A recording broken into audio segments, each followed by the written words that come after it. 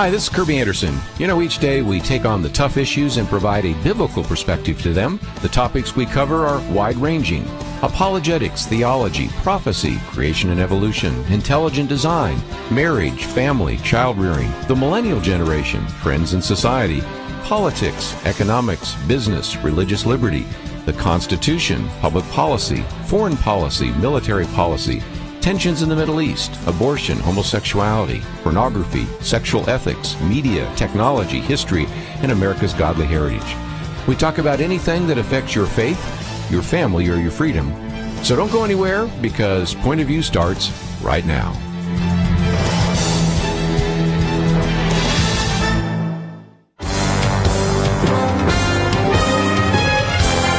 Across America, live. This is Point of View.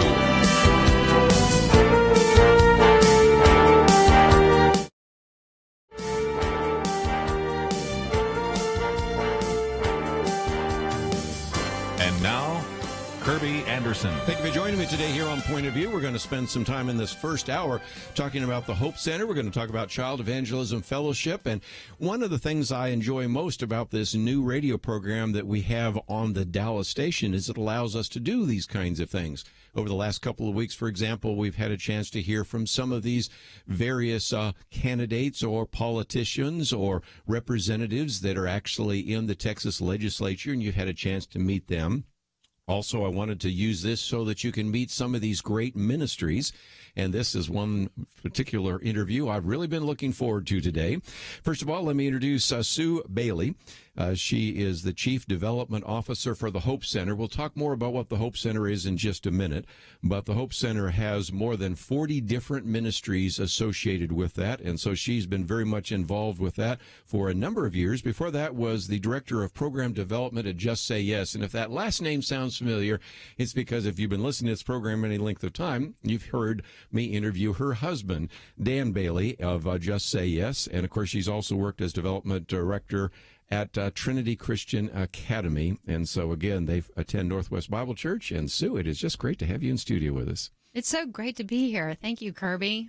One of the things I'd like to do before we introduce our next guest is to talk about the Hope Center for a minute. Can you give us sort of that so-called elevator speech? Because a lot of people say, you've mentioned this from time to time on Point of View. I really don't know what it is. That's why I have you here to talk about it. Sure. I'd love to just tell you a little bit about the history.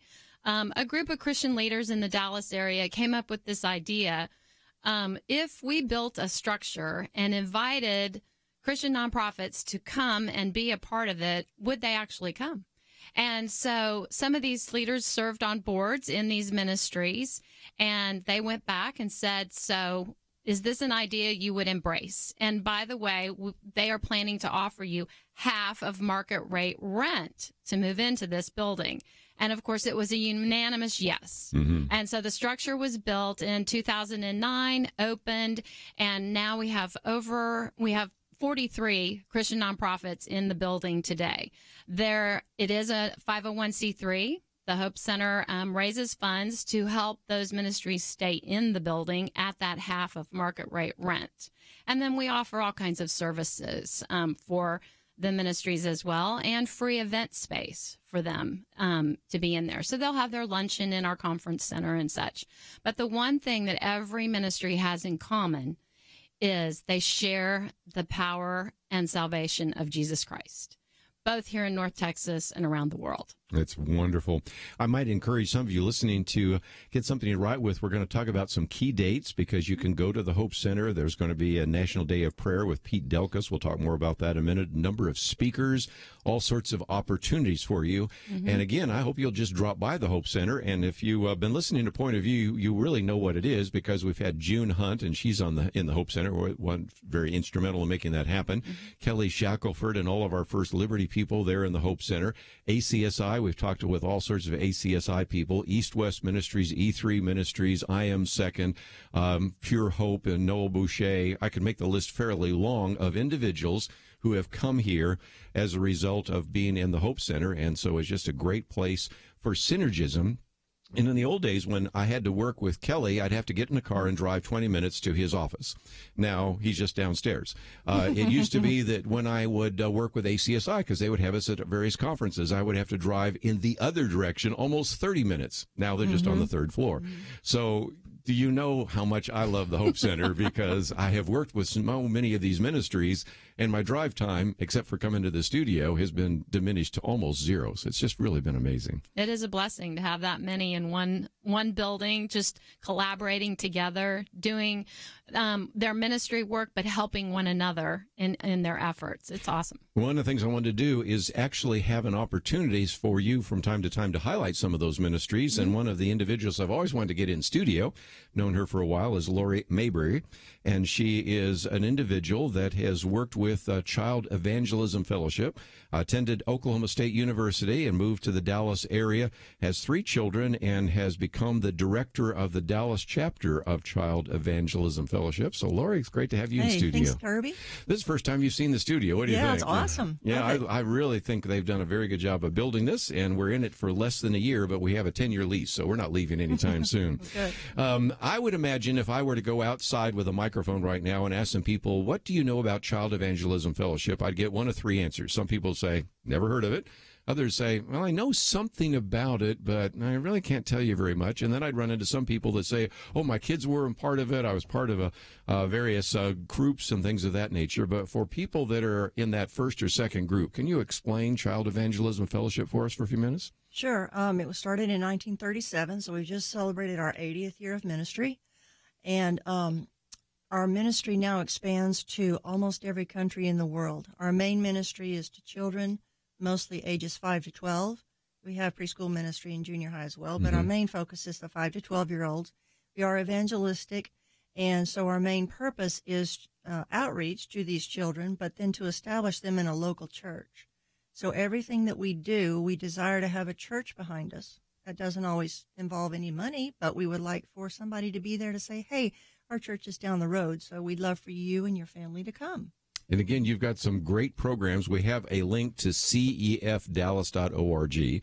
So as people can connect up with you, talk about the various ways, even listeners right now in the Dallas-Fort Worth Metroplex, as they're listening to this, how could they get involved? Are there some points of connection that they can actually begin to use as they go to the website? Well, sure. We have links on the website to some very simple trainings. We have a lot of free trainings online that can prepare you for doing ministry with us. But as we look into summer, we are doing a lot of party clubs this summer, and that's just the easiest, most fun way to just do outreach.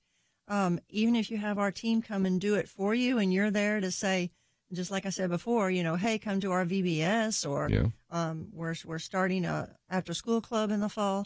But we need volunteers for this summer, because only as few as 3 volunteers can reach 25 to 50 kids a pop.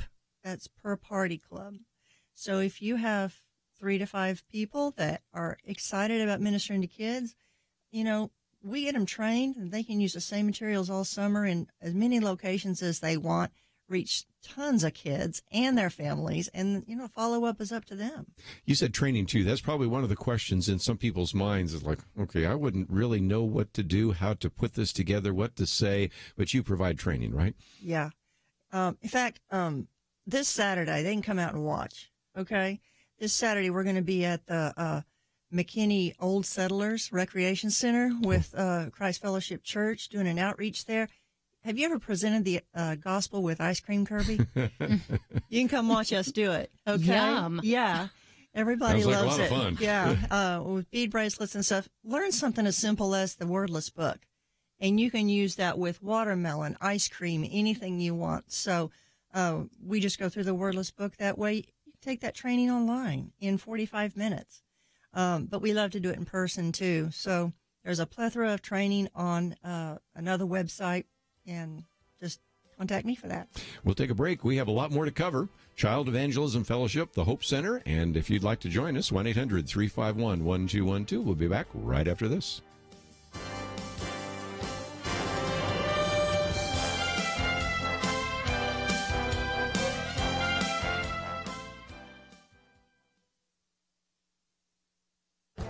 This is Viewpoints with Kerby Anderson. Is what is happening these days in America normal? I doubt very few people would answer in the affirmative, but you would probably get different answers depending on a person's political persuasion. Republicans might say America got off track when the Supreme Court nominations of Robert Bork and Clarence Thomas got so political. They might point to the actions of the previous president and the development of a swamp in Washington. Democrats might talk about a vast right-wing conspiracy against the Clintons and elections stolen from Al Gore and Hillary Clinton. But as Christians, we should look at the harsh reality that America has not been normal for a much longer time. For example, since the 1973 Supreme Court Roe v. Wade decision, there have been 60 million abortions. That is the current population of Italy. It is hard to consider America normal when it has aborted 60 million unborn babies. It is also hard to consider America normal when 5 Supreme Court justices essentially legalized same-sex marriage 3 years ago. And it is also hard to consider America normal when more people died of drug overdoses last year than all the soldiers who died in the entire Vietnam War. Of course, there are also the financial abnormalities. Over the last few months, the federal Treasury has collected a record amount of tax revenues.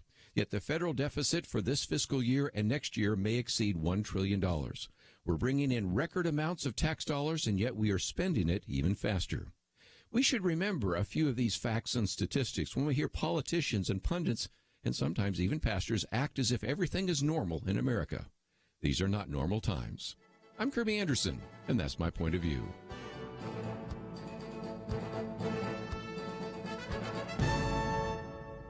For more information about issues covered on Viewpoints, visit pointofview.net. Pointofview.net.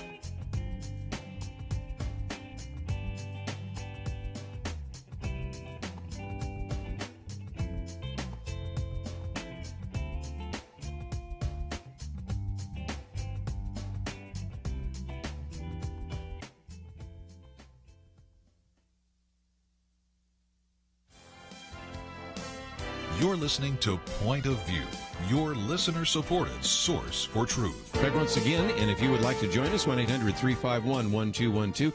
Let me also encourage you to go to the website. We have some links to the Hope Center as well to Child Evangelism Fellowship. And if you'd like to leave a note, also, of course, we broadcast on Facebook Live, and I'll check in just a few minutes to see any comments some of you have had. And if some of you perhaps have already used Child Evangelism Fellowship, I'd love to hear your testimony if you'd like to share it, and you can write it or even give us a call in that regard. First of all, let me come back to you, Lauri, because when we talk about Child Evangelism Fellowship, there's a lot of entry points. You have good news clubs. You have 5-day clubs. We talked about some of the summer opportunities. You have summer missions. So give us an overview of all the things that are available through CEF. Well, I don't know if I can do all of them because some chapters do some different things that are pretty cool. But our main one is the Good News Club. Good News Club started in homes, ladies' homes, mostly in the 50s was sort of the heyday. And you'd have these neighborhood backyard Bible clubs. And they were awesome. Well, through the help of First Liberty, we were opened up through the Supreme Court's ruling to have these clubs in the public schools. Mm-hmm. So now most of them are in the public schools. And they meet one day a week right after school through most of the school year. And, you can do it different ways. We're very flexible on it. But the main thing is let's reach some kids instead of no kids. Yes. Okay. Well, again, you mentioned First Liberty, and in just a few minutes we'll hear the First Liberty briefing that we played during the break, and that is done by Jeremy Dice. And, of course, you have people like Kelly Shackelford and Chelsea Human and all sorts of other individuals that are there. And as I understand, there's a good example, Sue Bailey, of the interface and the synergism, because here you have on the first floor there First Liberty Institute. And then, of course, you, Lauri, are further up in the building, but you can work together. And as I understand, they've opened some doors for you. How so? Yeah, in 2008, they opened the door with the Supreme Court to clarify that, yes, indeed, we can have good news clubs in public school, just like the Scouts can have their meetings. So we're simply utilizing the facility as other nonprofits do. They always have an attorney assigned to us. Right now it's Justin Butterfield, so he's helped us on a couple of things, but they are always the kindest attorneys ever. So if I go to a school with an attorney, the school doesn't feel threatened or anything like that. So we've never had an issue after we've had to, call in a little bit of legal help. They also help us with paperwork from time to time. They're just an awesome resource. And 2 floors down. Again, the Supreme Court ruled many years ago that indeed if you have equal access and you have a chess club or a debate club or a Spanish club, you could also have a Bible club and you could have a good news club and anything else. I mean, It just makes some sense. And so this is just, again, one more example of some of the synergism that takes place at the Hope Center. So, Sue Bailey, I'm going to come back to you. That's, of course, one of the visions to bring 43 different ministries together. And we've only talked about one example of that, but you have many other examples of where different ministries that would have been geographically isolated when they're with each other day after day have been able to joint venture and work on some of these projects. We do have several of those kinds of collaborative efforts. One of my favorites is GAIN. It's a global aid network. It's a crew ministry, and when there is a crisis anywhere in the world, they come in with food, water, clothing, shelter for the victims with the hope of sharing Jesus.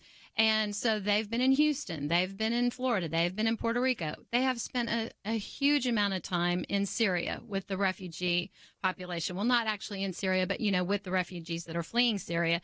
And so what happened was during our second floor prayer time, which is once a month, every nonprofit submits their prayer requests. And GAIN's prayer request was, we share Christ with these people and we watch them receive him, but we can't follow up with them and disciple them because we are out. It's a crisis and we've done what we're supposed to do and we move on.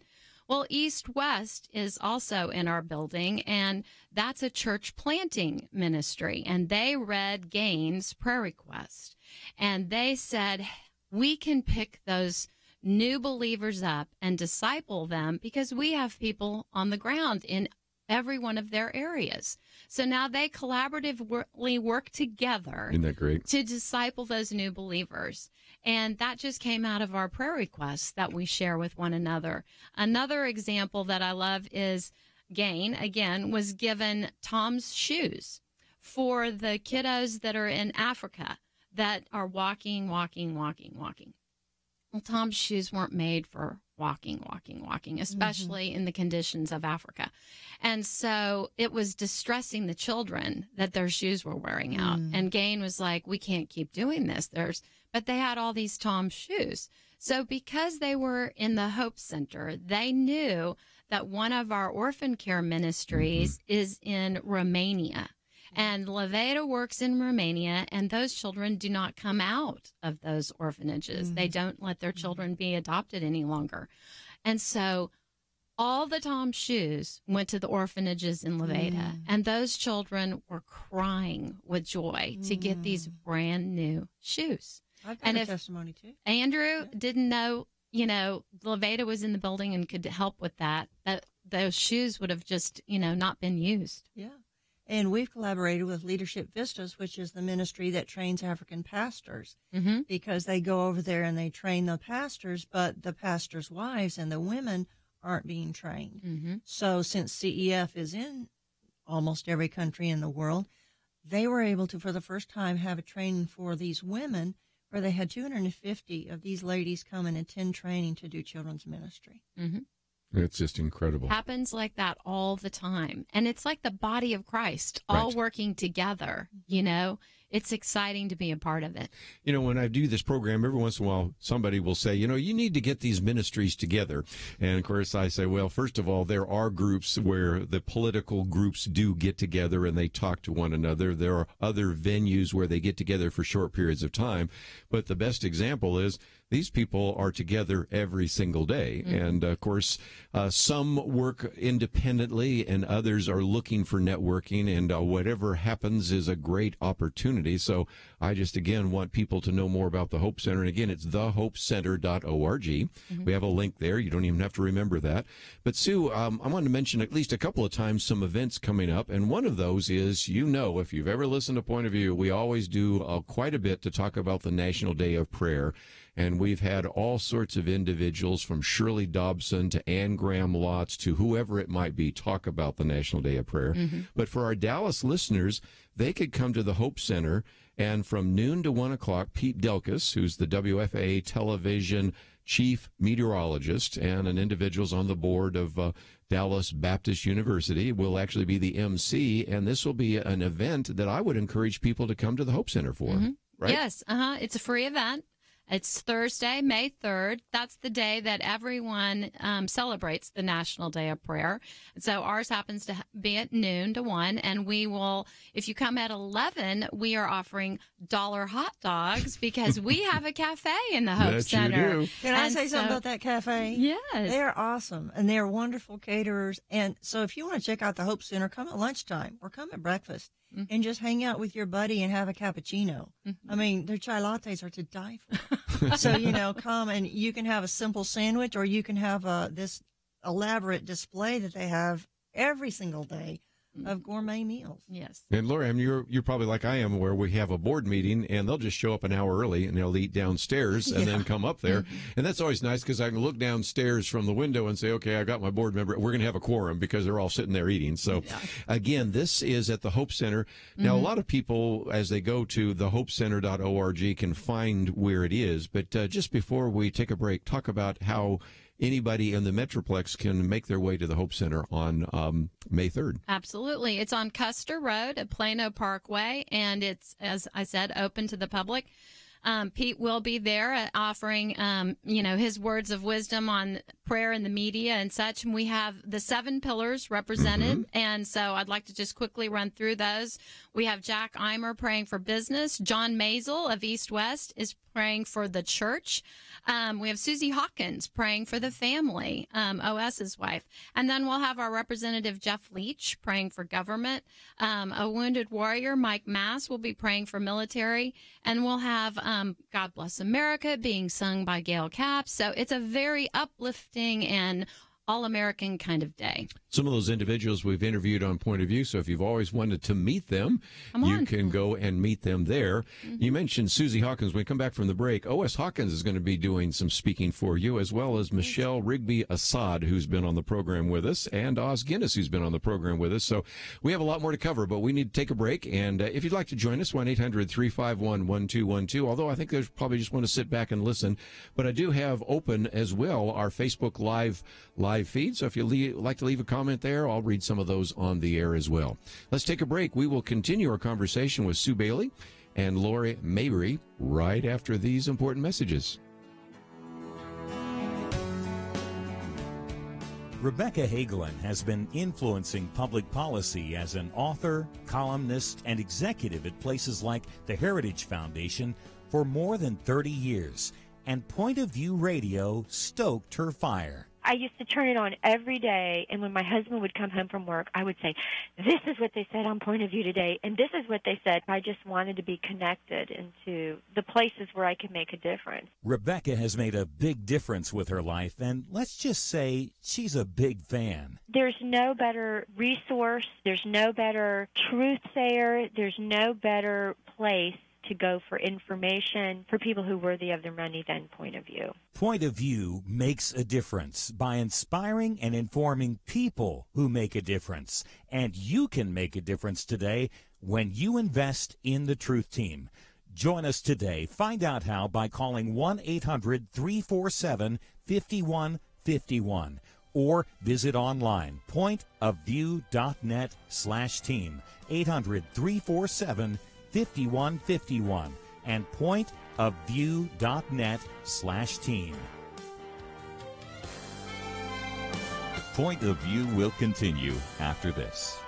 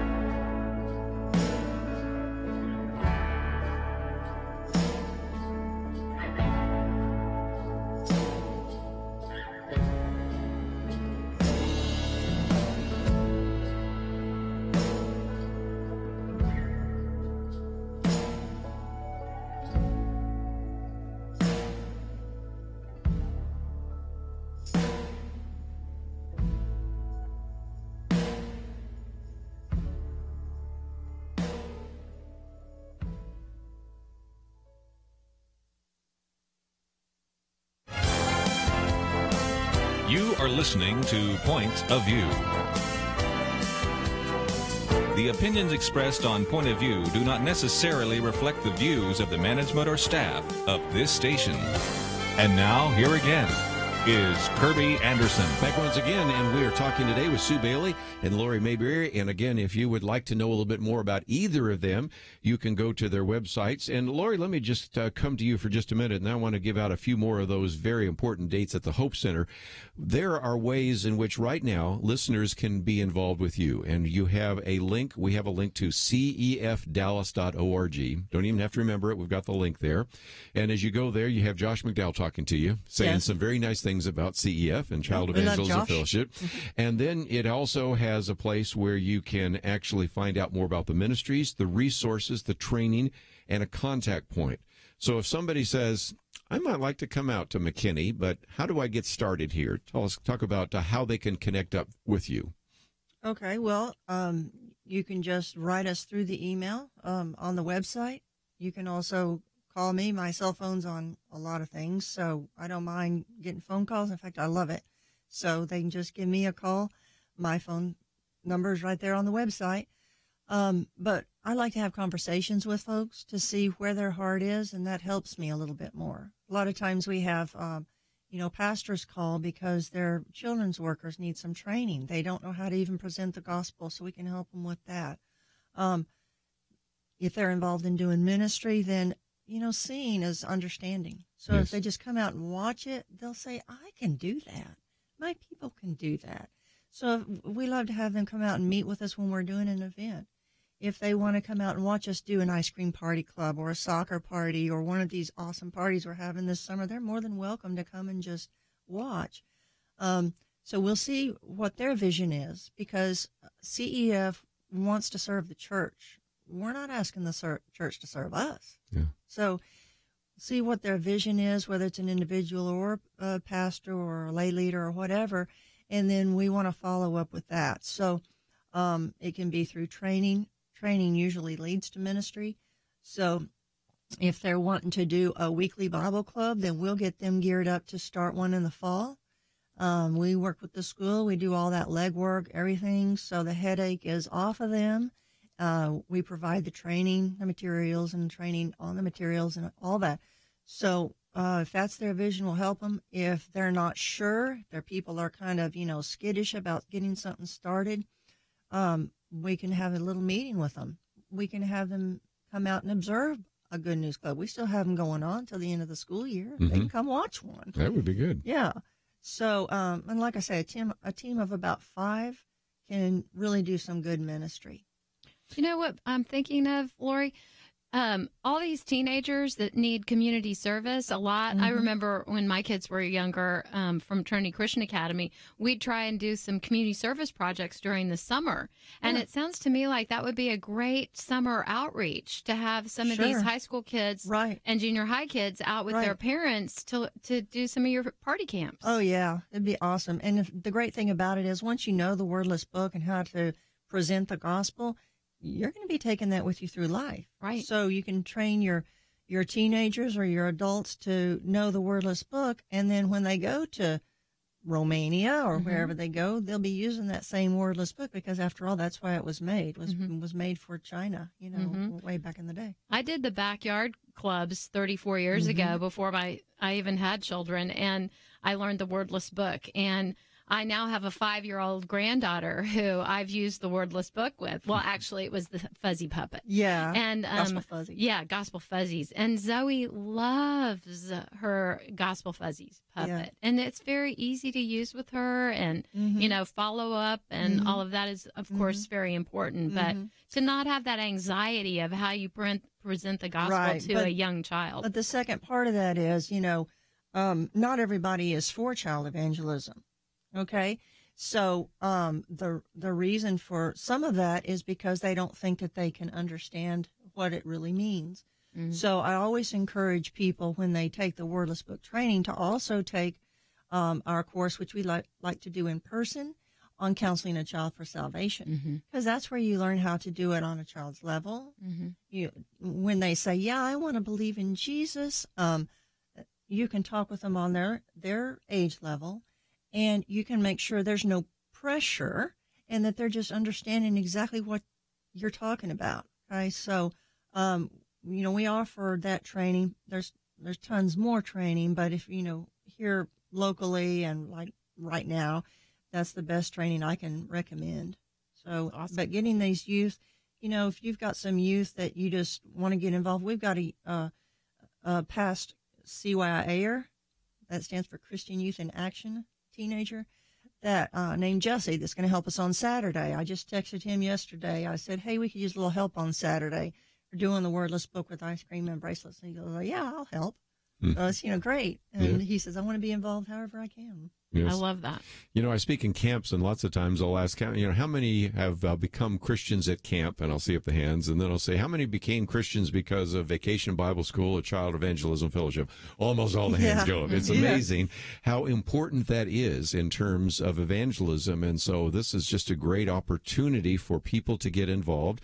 You mentioned pastors, because pastors might say, well, I'd love to have an outreach in our local elementary school. I didn't know we could actually have the Bible in elementary school. We get that all the time. Or I would love to see what I could do to train some of our staff, because right now, to be honest, in some of our churches, it's babysitting, but it's not really Bible teaching. And there's just opportunities that you provide for the church, right? Yeah, and Pastor, I'd like to say, too, to the pastors out there, our material is non-denominational. So whatever denomination you are, it's going to fit.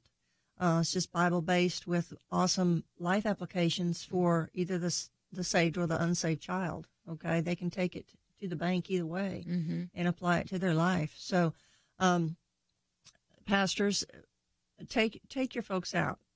Take them to an ice cream party, okay?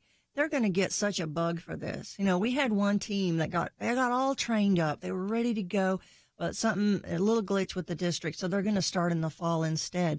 So I sent an email out to, our folks saying, we're going to do an ice cream party. And this was, it was an Easter outreach. Well, one of the folks from that team came out to help. She goes, can I do this every week? You have some other people where we can do it at this Boys and Girls Club in Garland, and we've got the locations, Sue and Kerby. We have 120 or more locations for this summer, and we cannot serve them all without the church helping us. Well, again, so I'm calling for you to volunteer. First of all, I would encourage you to go to the website we just gave you, watch the video, maybe share it with some other people, then say, what can we do? Get together a group of individuals at your church or maybe in your family. Sue just pointed out, in your backyard of your house, and you can do one of these as well. So, again, some great material there. But, Sue, let me come back to you for just a minute, because we did talk about the National Day of Prayer, but I also kind of mentioned that you have these critical conversation speakers, and these are the kind of people that we've interviewed on Point of View. As a matter of fact, the two next ones that you have scheduled are people that we've had on the program, think very highly of them, and you can actually go to the Hope Center and meet them and hear them. Talk about that. Yes. Well, God kind of laid on our heart the opportunity of bringing Christians into the Hope Center that are sharing their faith while in their profession. And how is that working? And how do they find their voice when they're out there, in their profession to share these critical truths with people? Well, God, and so we prayed about it, and it was like, yes, this seems like a great idea. And so we started praying about who could be a speaker for us. And as God would have it, a book club is reading Michelle Assad's new book, Breaking Cover. And they loved it. And so we are friends with the folks in that book club, and they recommended that I give Michelle a call. So I looked over the book, did a little history, and she was on Megyn Kelly the same week that I was, kind of looking for her, and I was very impressed. And so she will be with us on May 31st. She'll be talking about her time in Baghdad, where she was serving undercover for the CIA for 10 years.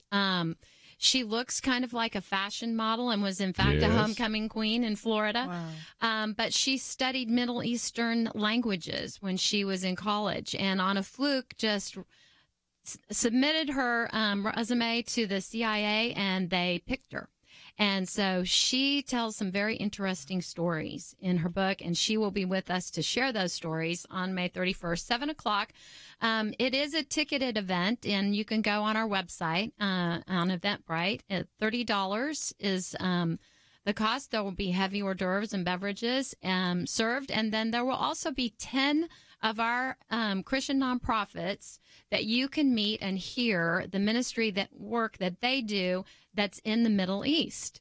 And one of those ministries is CEF. Yes. They will be featured that evening, and you can come and say hello to them and kind of get an up close with them, and then come hear Michelle speak at 7 and enjoy an evening. We'll be done at 8:30. We'll be back right after this.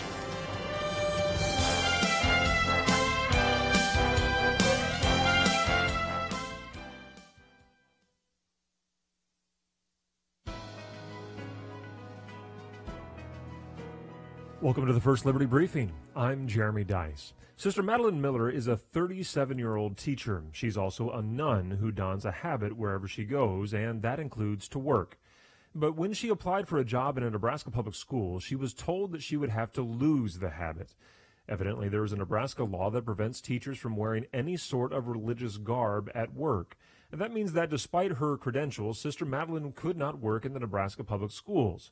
You see, the church teaches that she is to wear her habit at all times, except when cleaning with harsh chemicals that could damage the blessed garments, or when ministering in a communist country. Does that mean Nebraska is worse than harsh chemicals or communist countries? Probably not, but one Nebraska lawmaker is working to repeal the antiquated and vague law.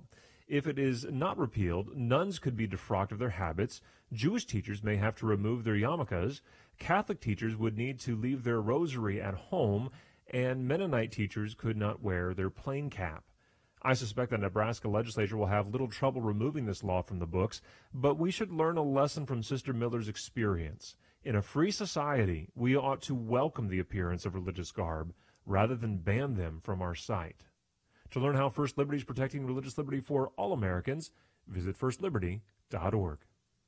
Hi, I'm Kelly Shackelford, President and Chief Counsel of First Liberty Institute.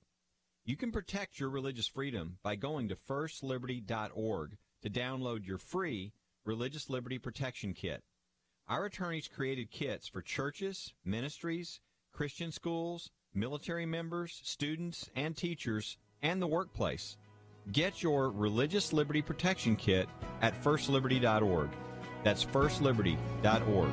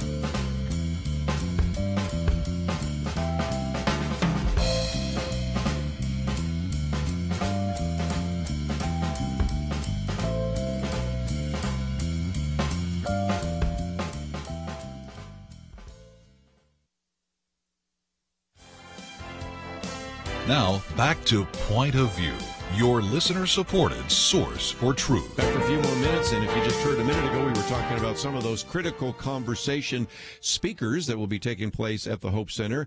One of those, Michelle Rigby Assad, interestingly enough, was on our program March 20th. So if you say, well, I don't remember who she is, we actually had her talk about her book, Breaking Cover.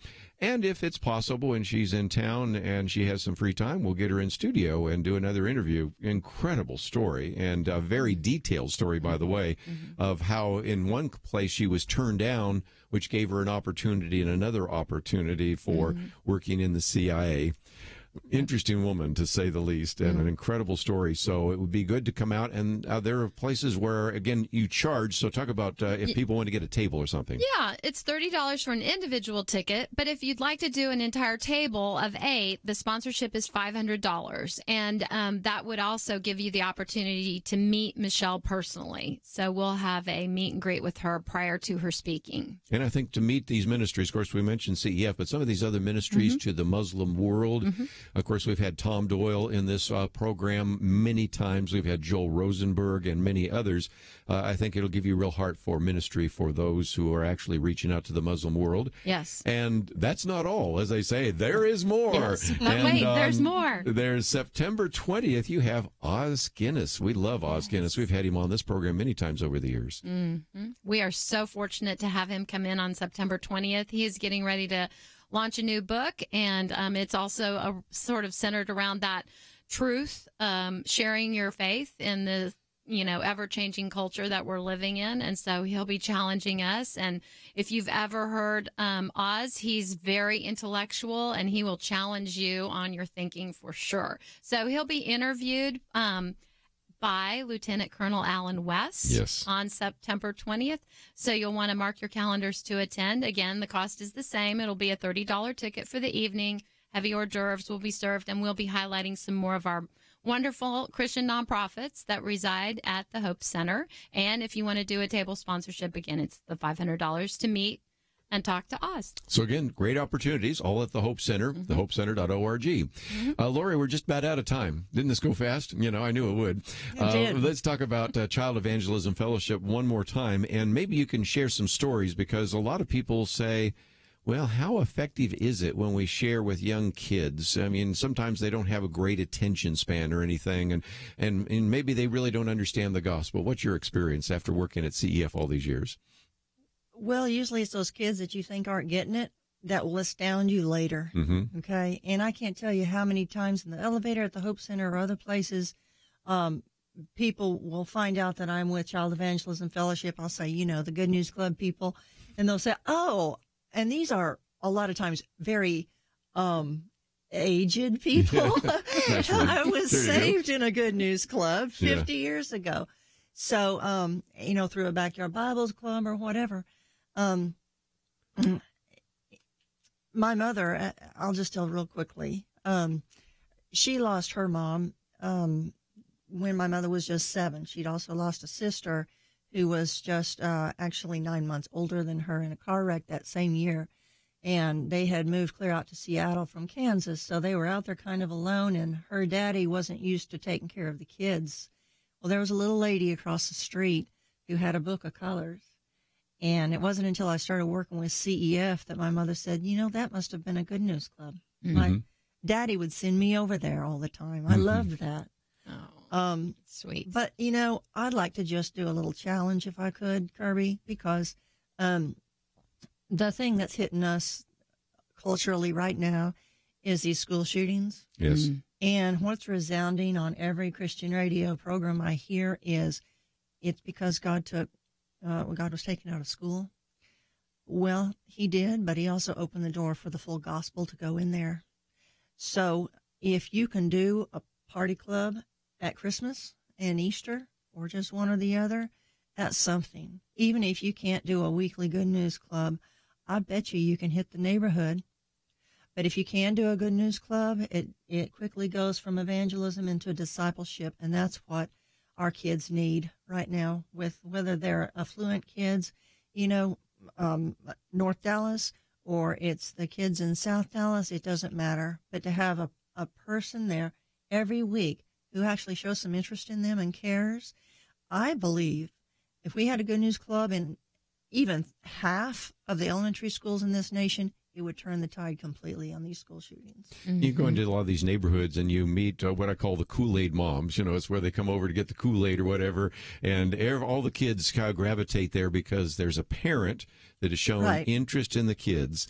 And what a great opportunity with the Good News Clubs. Of course, you have the 5-day clubs. You have all sorts of other options and these parties and anything that you could do. So again, walk us through. If somebody says, okay, I want to be involved. I contact you. They would go through a background check. They would go through some training, and then you'd give them a chance to actually have a ministry that they never even thought they could do, right? Right. More than likely, we would be with them on that first party club, and then they can take it from there. They can, of course, take it from there if they want from the get-go, but a lot of people are a little skittish about doing it firsthand, first time out of the gate. So we want to make them feel very comfortable and trained up. Depending on what they do, the training could take, a couple of hours if it's simply the Wordless book, to a 6-hour training for the Good News Club. However, a lot of that is online. So we'll work with them, make sure everybody's trained up in the way that they, need to make them fully equipped. And again, on your website, you've got phone numbers, addresses, all of the rest. And this is for the Dallas one. Of course, the national headquarters are in Missouri, right? Right. Yeah, Warrenton, Missouri. And if they need to find a local chapter, say someone's listening to us and they're in Fort Worth, they can pull up the national website, pull up the international website, cefonline.com. There's a chapter finder at the bottom of that page, so you can find any chapter in the U.S. or around the world through that chapter finder. Yes. And Sue, I'd like to do more of these, bring in different ministries in the Hope Center, but that would be mention wonderful. For people that tune in and tune out those key dates one more time, because again, next Thursday is the first opportunity. May 3rd. Yeah, National 3rd. Day of Prayer, So go do noon to 1. Come early and get a $1 hot dog. Yeah. And then May 31st, you can come and hear Michelle Rigby Assad, undercover agent with the CIA in Baghdad. Then also, one thing we didn't mention is our pastor's luncheon, and that's June 7th with O.S. Hawkins. And he will be speaking to us on how you can be a very influential person as a pastor. And it's not just pastors, but church staff too. And then September 20th, we will have Oz Guinness coming to speak to us from, again, 7 to 8:30. Tickets are $30, and a table sponsorship is $500. The pastor's lunch, I want to also mention, is underwritten by Guidestone, and so it's completely free. We'd love to have them come out. And anytime someone wants to come have a tour of the Hope Center and see the resource room for CEF, or come meet Kerby when he's there and not on the air, I'd love to have them come visit. And again, let me just mention O.S. Hawkins. That book is called VIP, Very Influential Person. Very good book. We had somebody ask at a meeting we were at, what would be the topic? And I can validate the fact that not only have I read the book, but also we've talked about it on this air. And I think it would really be a great program and a real encouragement to your pastors. So encourage your pastors to come out. And again, they can go to the Hope Center and talk to Sue and find out more about all those details. They're posted there. Yes. Well, thank you both for coming in. I'm looking forward to the next opportunity with the Hope Center. And Lauri, let's see if we can turn out some volunteers for you. I bet we will. Thanks, Kerby. Thank you, Kerby. We need to take a break, but again, everything you need to know for our two guests this hour is on our website, pointofview.net. And so take the time to actually get that information, and you might know somebody that would need to know this, so you might click that share button and send it on to them. You could put it on your Facebook page or your Twitter account, or maybe just email it to a pastor who needs to know about Child Evangelism Fellowship. Right. And yes, we can still put God in the classroom. That's right. We'll be back right after this. A 2013 survey asked people around the world whether sex without marriage is morally wrong. Every country where more than 90% said, yes, it's morally wrong, Islamic. The worst two, tied at 6% saying it's wrong, France and Germany, the nations of Calvin and Luther. Catholic Italy, 11%. Simply sad. The United States, well, 31%. Not even 1 in 3 thinks extramarital sex is morally wrong. Our nation needs a truth team very badly. Support Point of View Radio today at pointofview.net. Set up your monthly gift by clicking the Truth Team 360 picture and then carefully follow the directions. Pointofview.net. By phone, you can give at 1-800-347-5151. 800-347-5151. Or mail that first donation to Point of View, Box 30, Dallas, Texas 75221. Box 30, Dallas 75221. Point of View will continue after this.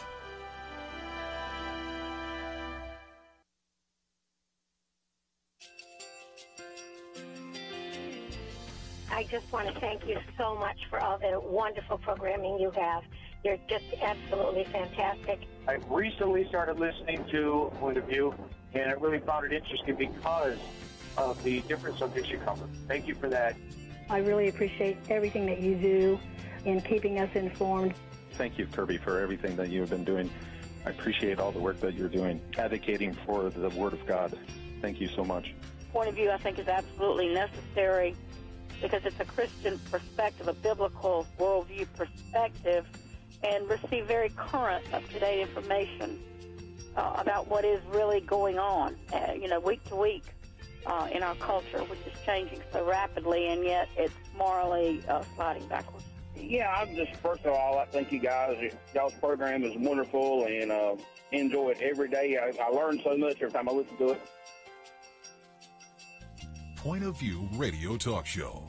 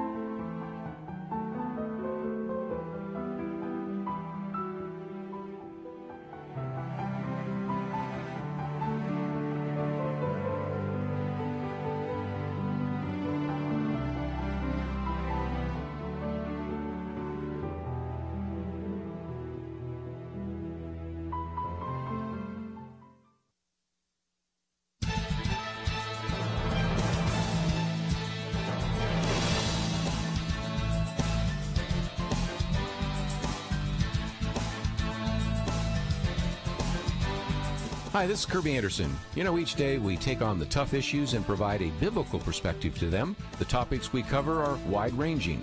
Apologetics, theology, prophecy, creation and evolution, intelligent design, marriage, family, child-rearing, the millennial generation, trends in society, politics, economics, business, religious liberty, the Constitution, public policy, foreign policy, military policy, tensions in the Middle East, abortion, homosexuality, pornography, sexual ethics, media, technology, history, and America's godly heritage. We talk about anything that affects your faith, your family, or your freedom. So don't go anywhere, because Point of View starts right now.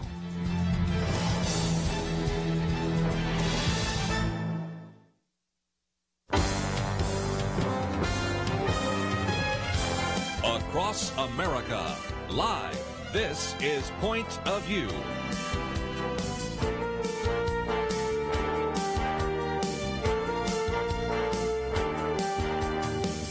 And now, Kerby Anderson. Thank you for joining me. We have a lot to cover today in the next 2 hours. And matter of fact, this first hour is going to go all over the map, so I hope that you will stay with me.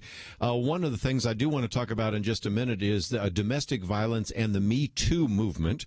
The reason is it's the front page article today in the issue of USA Today, and it, of course, is also related to the May issue that we're just sending out now from the Point of View Outlook magazine. So I wanted to talk about that for a few minutes. You may have seen how many people are starting to get very upset about the fact that GQ, I'm not that surprised, GQ magazine said the Bible is overrated, and I think they're doing it in part just to try to get people to talk about GQ, but nevertheless, that may be an issue we'll get to perhaps later this hour. And in between, we're going to have John Zmirak on, because I thought it would be good to really talk about how do we think biblically about what's happening in Syria, the civil war, whether or not we should go to war, whether the United States should get involved. And so we've actually posted his piece on that as well. So we're really going to cover a lot of different topics this first hour, but it's the hour that I have that is a little bit freer, so it allows me to get into some of those topics. In the third hour today, or the second hour for those of you in the national audience, we're going to focus our time and attention on the public schools. Ray Moore will be with us, and he has been on the program with us before, director of the Exodus Mandate Project, and now talking about some of the issues in the Frontline Ministry. So we'll get into all of that later. But the reason I wanted to focus a little bit of time and attention on domestic violence is because of this headline in USA Today. It says, domestic violence left out of Me Too. And it starts with a story about Perry Johnson, who was a college student, talked about her husband angrily shutting down her computer when she was working on it because, after all, she was doing better in school than he was, and talking about how she didn't follow his rules, and he blocked the door, and he grabbed her and effectively imprisoned her in the house for 48 hours. But eventually, unlike a lot of victims of domestic abuse, did leave.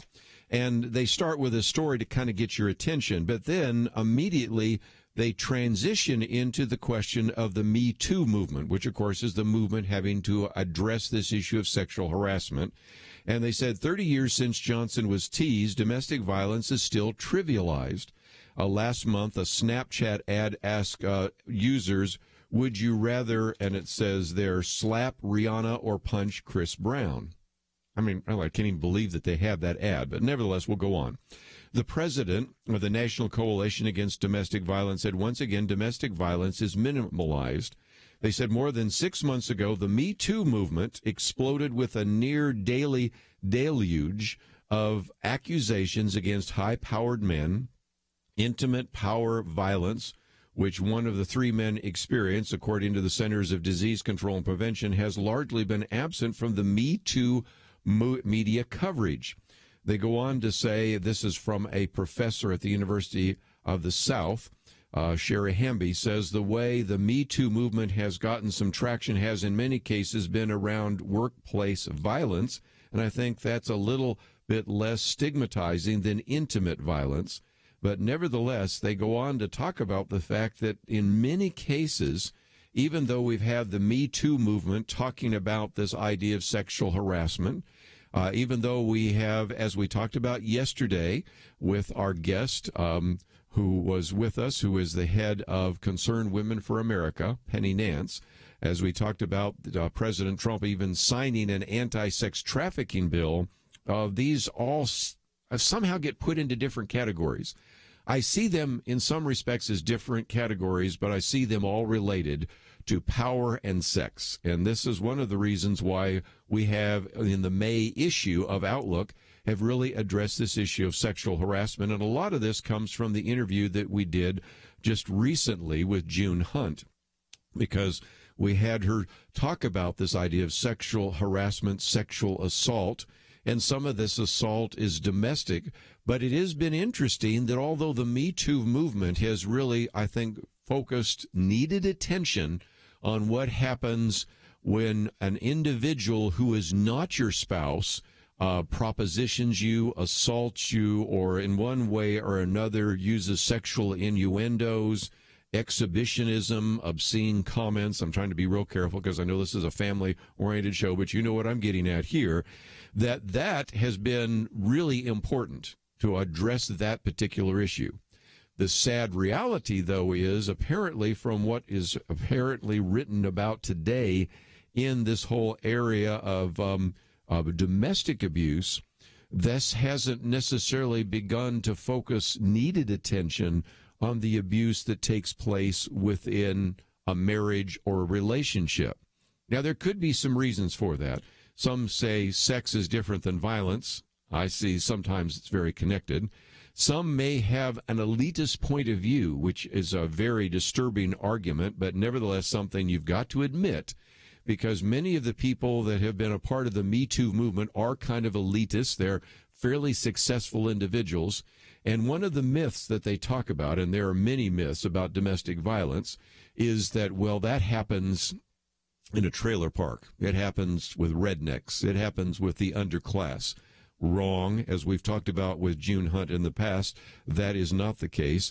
And as a matter of fact, one of the things that is in this USA Today article is a whole section on debunking the myths, because it says Me Too was bolstered by celebrities.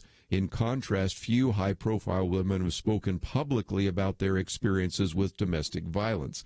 And so, again, maybe part of that gets back to perception.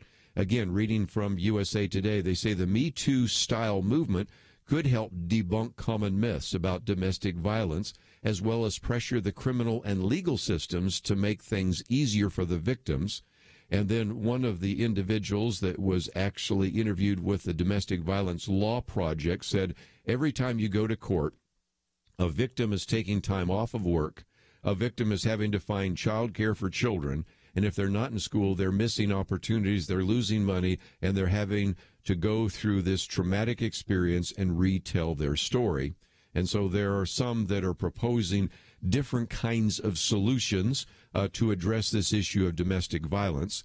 So this is something I might want to cover in a future issue of the Outlook magazine. But let me just say, as we're coming to a break, that the May issue of Outlook magazine has a very good story by Penna Dexter on the hashtag #MeToo and calls it a mixed bag because some have been addressed and some have not. Then you have my article on sexual harassment, which is really, in some respects, a fairly significant summary of some of the material we covered with June Hunt.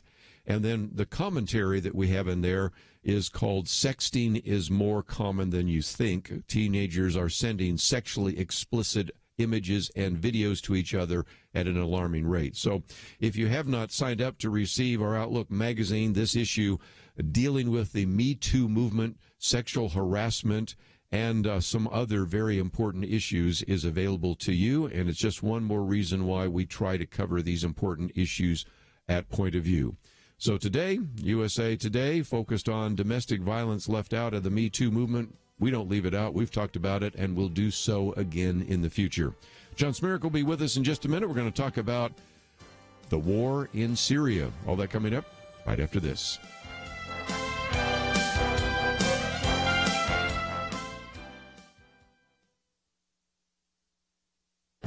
This is Viewpoints with Kerby Anderson. Is what is happening these days in America normal? I doubt very few people would answer in the affirmative, but you would probably get different answers depending on a person's political persuasion. Republicans might say America got off track when the Supreme Court nominations of Robert Bork and Clarence Thomas got so political. They might point to the actions of the previous president and the development of a swamp in Washington. Democrats might talk about a vast right-wing conspiracy against the Clintons and elections stolen from Al Gore and Hillary Clinton. But as Christians, we should look at the harsh reality that America has not been normal for a much longer time. For example, since the 1973 Supreme Court Roe v. Wade decision, there have been 60 million abortions. That is the current population of Italy.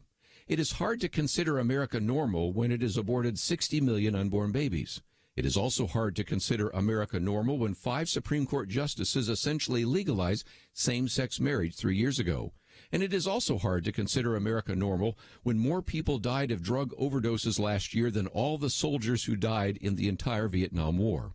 Of course, there are also the financial abnormalities. Over the last few months, the federal Treasury has collected a record amount of tax revenues.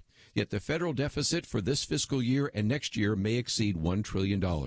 We're bringing in record amounts of tax dollars, and yet we are spending it even faster. We should remember a few of these facts and statistics when we hear politicians and pundits, and sometimes even pastors, act as if everything is normal in America. These are not normal times. I'm Kerby Anderson, and that's my point of view.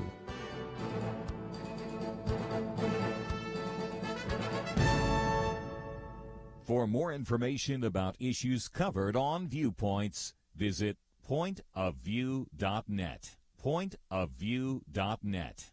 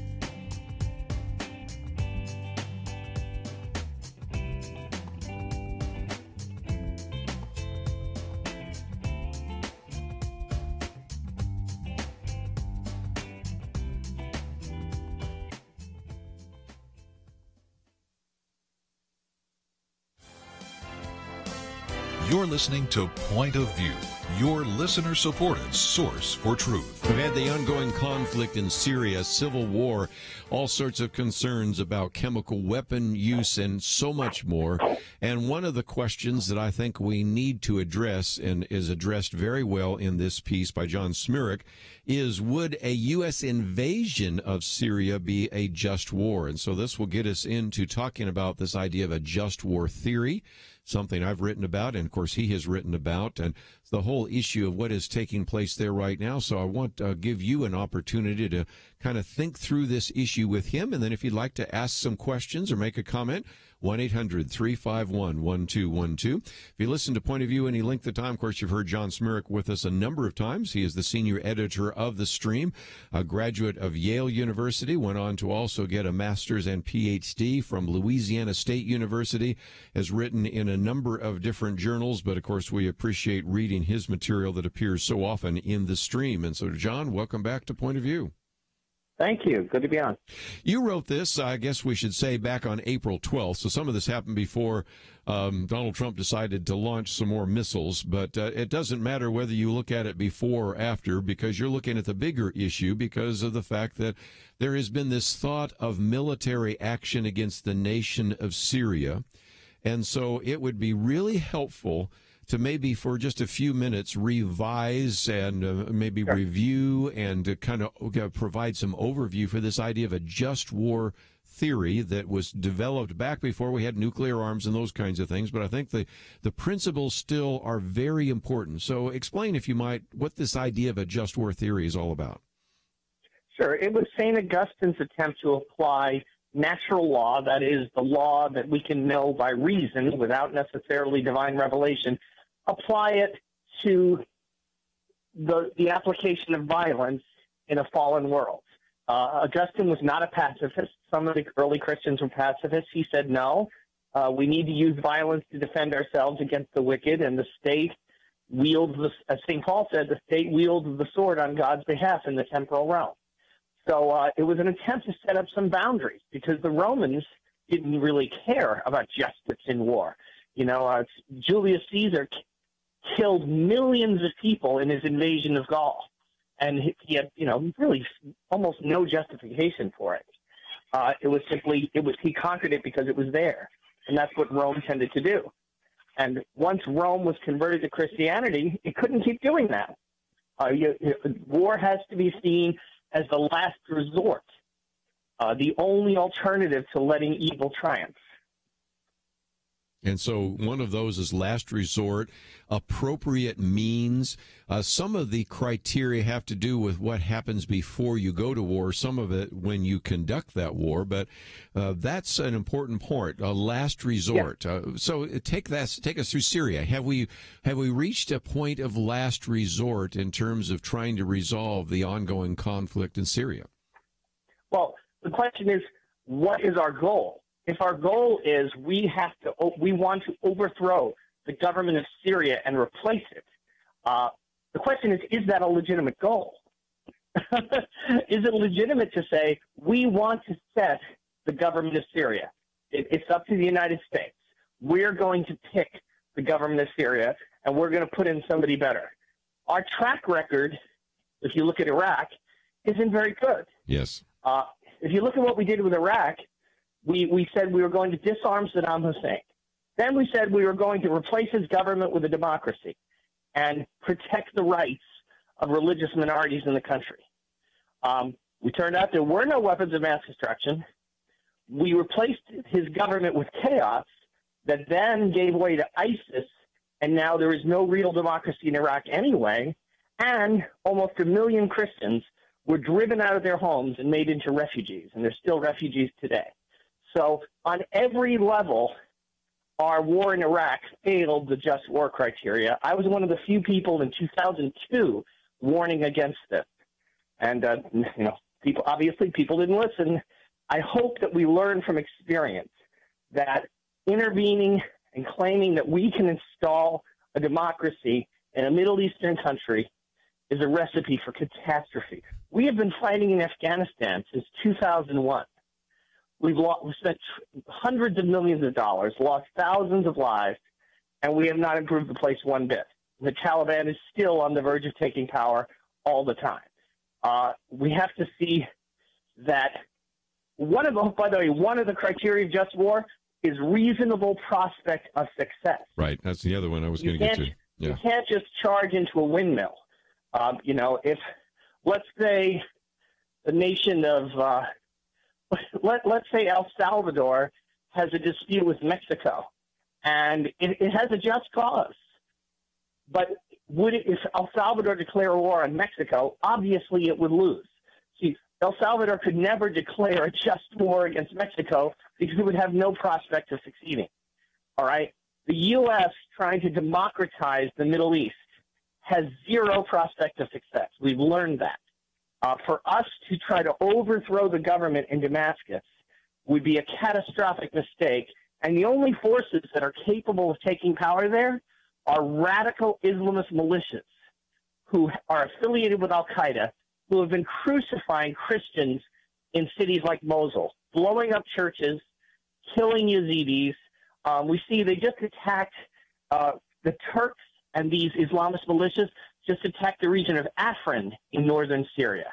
They attacked the Kurds, who are actually a democratic, tolerant, pluralist force that's associated with the U.S., that protects the Christians, has Christians in its military. They're the ones who defeated ISIS for us. We let Turkey invade a portion of their Federation of Northern Syria. They ethnically cleansed hundreds of thousands of people, and they actually put bounties on the heads of Christians and Yazidi. If you killed a Christian or a Yazidi, you got a bonus from Al-Qaeda.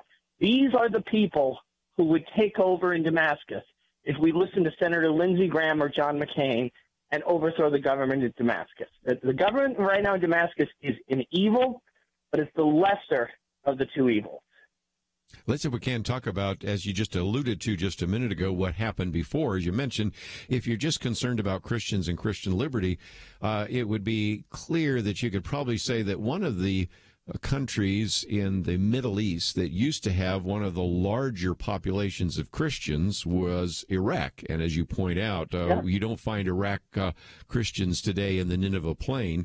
Now, one of the countries that still has a fairly significant number of Christians is Syria.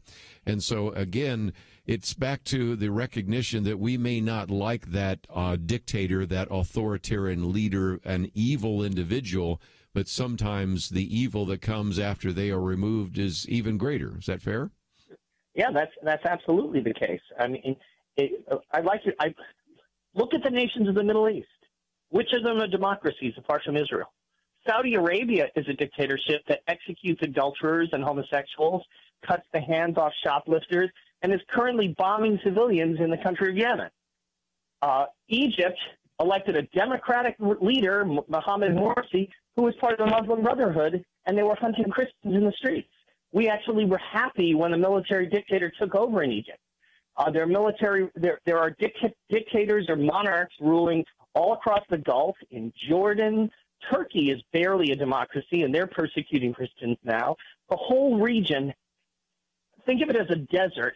If you're going to walk around, if you're going to pour water into the desert, it's just going to disappear into the sand. This is not a region that is friendly to democracy and religious freedom. You can have one or the other, because the majority of people don't believe in religious freedom because they are devout Muslims, and Islam doesn't believe in religious freedom. So if you let the people vote, one of the things they'll vote to do is get rid of all the Christians the way they got rid of almost all the Jews after 1948. Let's take a break, and when we come back, let's take some of your phone calls. But again, let me commend to you this article. Came out just recently in the Stream. Would a U.S. invasion of Syria be a just war or sinful and wicked?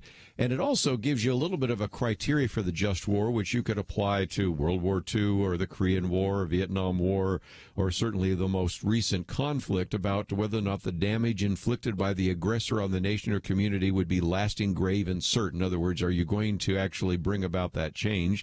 All other means of putting an end must have been shown to be impractical or ineffective. So, again, it's last resort. And, of course, the one we've been talking about here, there must be serious prospects of success. So I'd love to get your comments about this. Should we have military intervention into Syria, or is it certainly not our place to try to pick a winner or loser?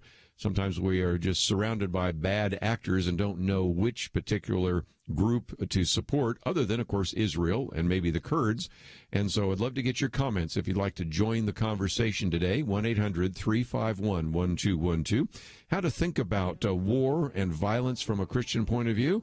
It's something that I think we need to be able to do, and that's why we're talking about it today here on Point of View. So give us a call, 1-800-351-1212. You can also leave a comment on our Facebook page as we broadcast live there as well. We'll be back right after this. Imagine you work where you know people do not share your faith, and they certainly don't agree with a Christian view of life and culture. You are surrounded by hostility every single day. How important would it be to have solid information to back you up? Jim in South Carolina listens to Point of View in the afternoons. He writes, I teach in a public secular university and enjoy actually being a voice for the biblical Christian worldview in a liberal setting. Thank you for your ministry. Thank you for being bold and proclaiming truth. And Jim finishes, I pray for you daily. Jim works in hostile territory, and he prays for Point of View because Point of View is a source of truth. Please help us continue being here for Jim and everyone else. We need you to visit pointofview.net/team or call 1-800-347-5151 and join the Truth Team. Enable us to be here each day by giving each month. 800-347-5151 and pointofview.net/team. Point of View will continue after this.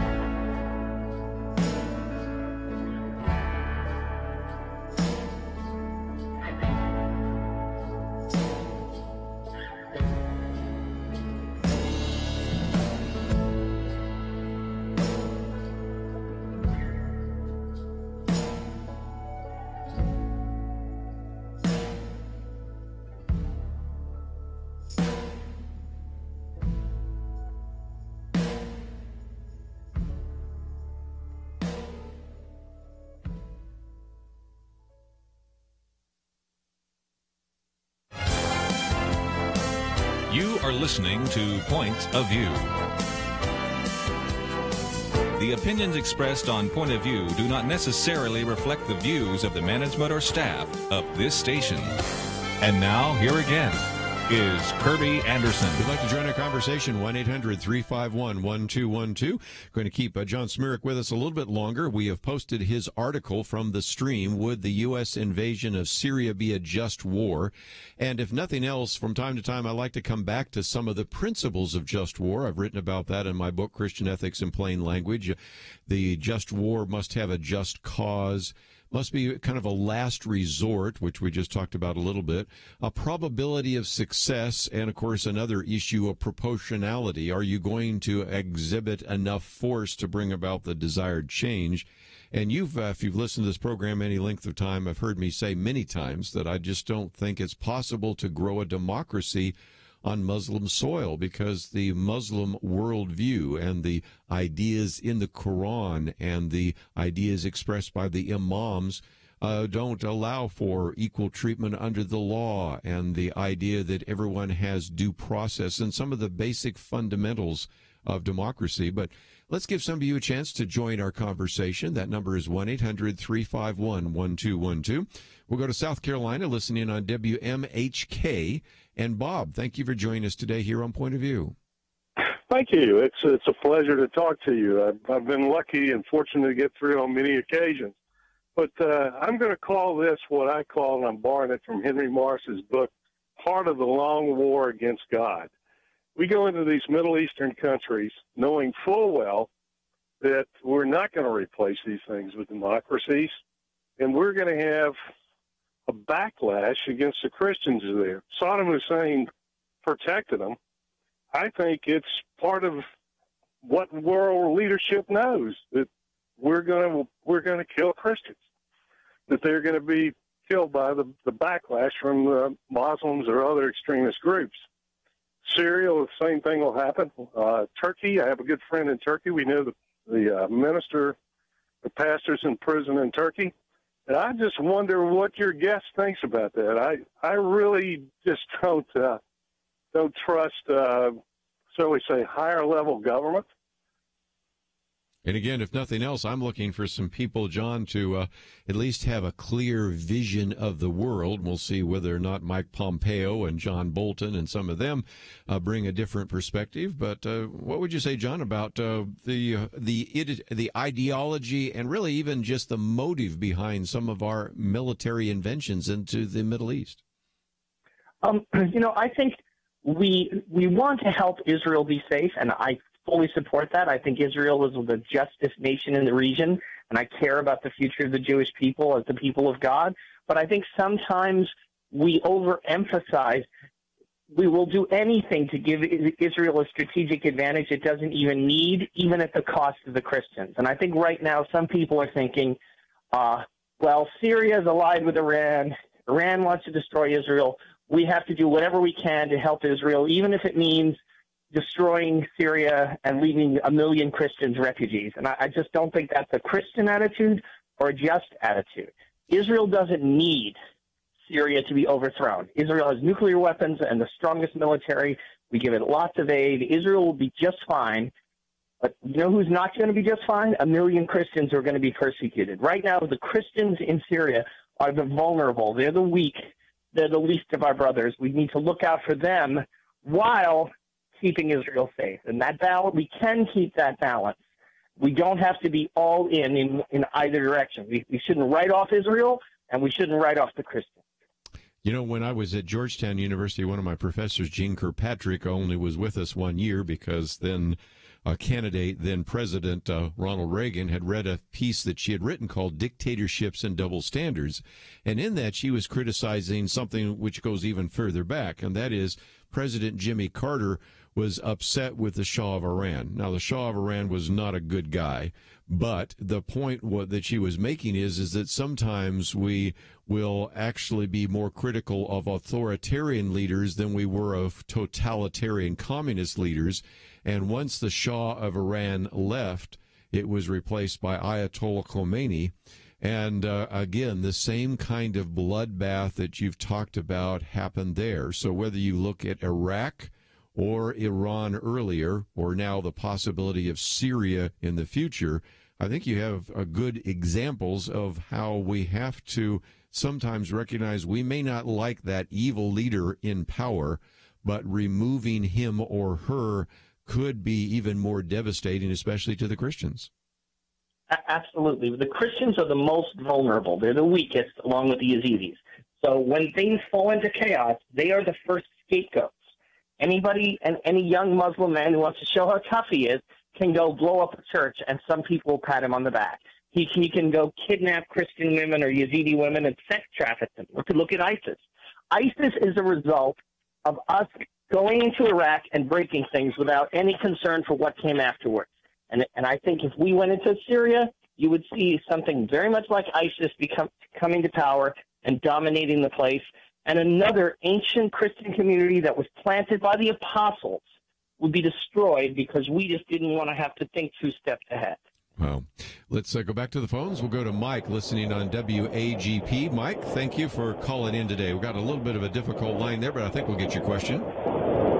Yeah, thanks for taking my call. Thanks, John. Hey, is there anywhere in the Middle East that the Christians would be safe, or is there anywhere, if any, that could be established as a safe zone for Christians in the Middle East?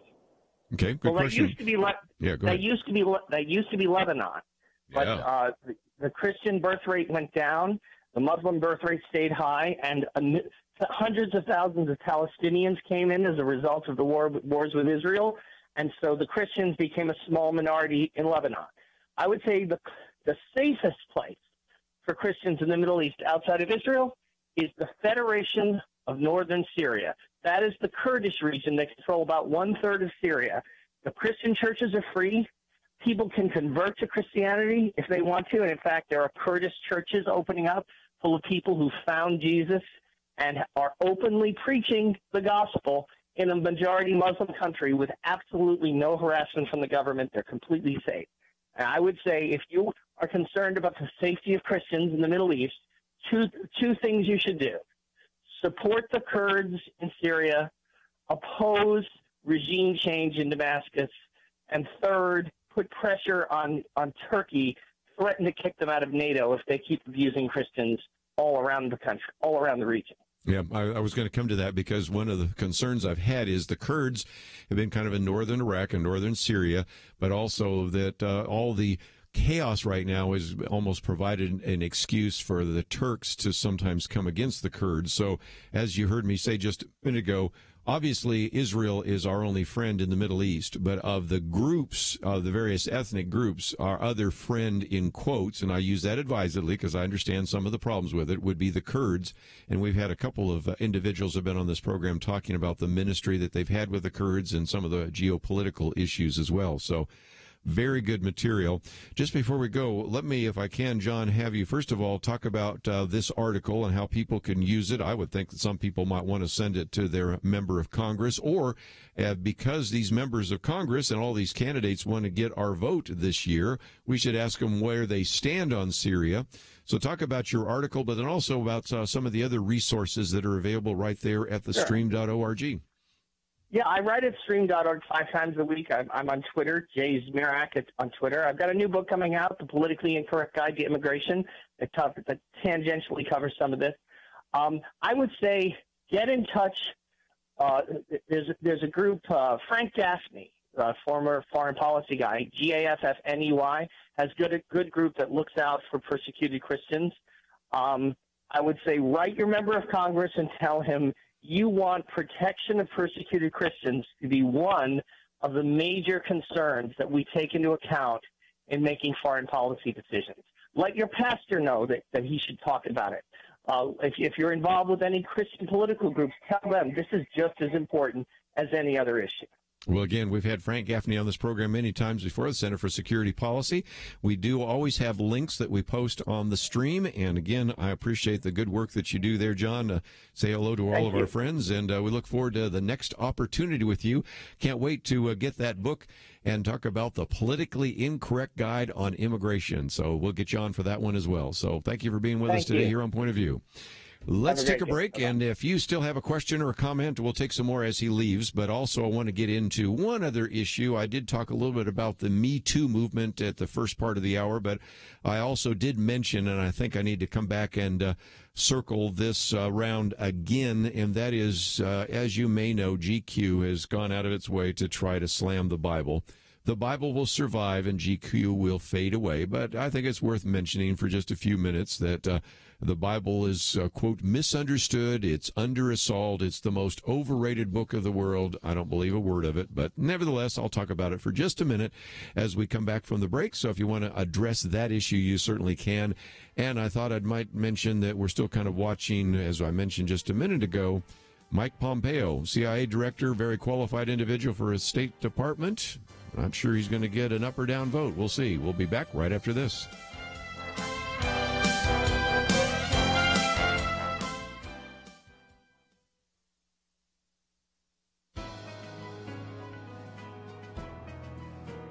Welcome to the First Liberty Briefing. I'm Jeremy Dice. Sister Madeline Miller is a 37-year-old teacher. She's also a nun who dons a habit wherever she goes, and that includes to work. But when she applied for a job in a Nebraska public school, she was told that she would have to lose the habit.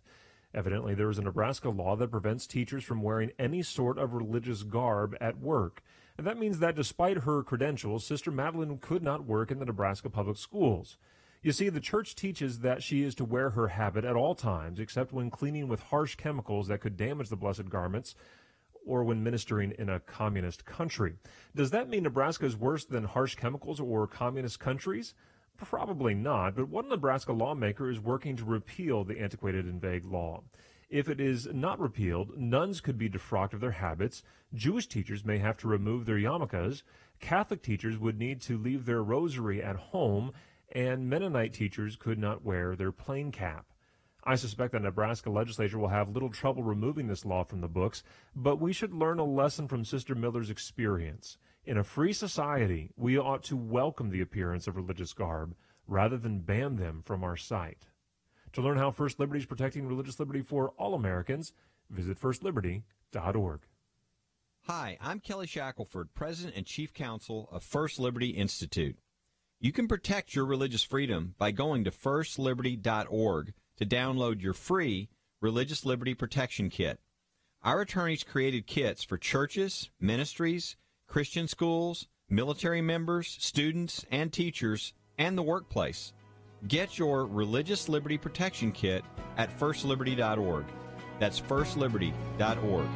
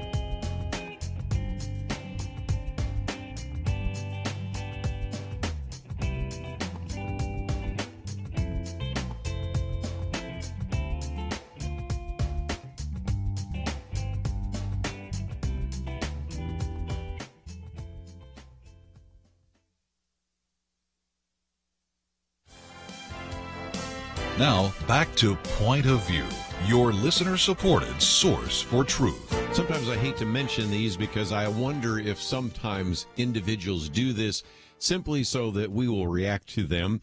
And that's why sometimes I try to ignore these slams that come or these criticisms that come. But I think it's at least worth a slight mention. As somebody pointed out the other day, GQ magazine has reached a new low. On April 21st, the publication released an article listing the 21 books you don't have to read. And I went through the list and looked at them, and it's everything from Mark Twain's Huckleberry Finn and Lord of the Rings. But, of course, already had heard that they listed the Bible And the editors included the Bible stating, those who have read it know that there are some good parts. Oh, thank you. And overall, certainly not the finest thing that man has ever produced. It is repetitive, self-contradictory, sensuousness, foolish, and even at times ill-intentioned. Okay, we knew that was going to happen. And I suspect they sometimes do that to get some attention. That's what they do, that they say something critical, and then they know everybody's going to be talking about it. But I thought just real quickly I'd make a few comments based upon a very good article that appeared by Travis Weber, who's been on the program with us. He's the director of Center for Religious Liberty at the Family Research Council.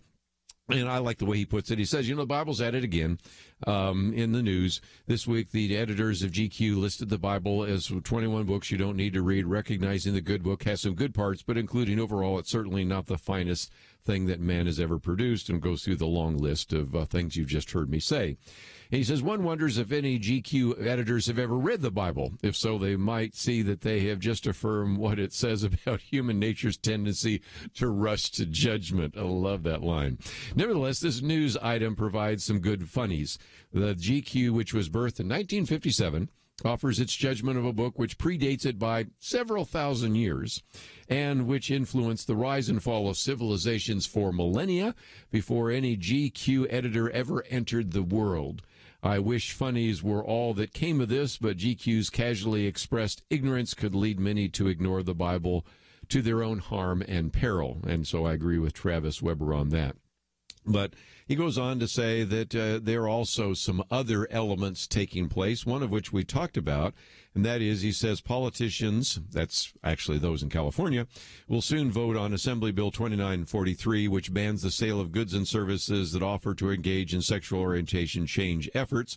And, of course, some people have wondered whether or not that would even ban the Bible. It wouldn't and couldn't ban the Bible, but nevertheless, you can see where you see all of this headed in terms of just wanting to attack anything where indeed there might be a biblical stand or a moral stand.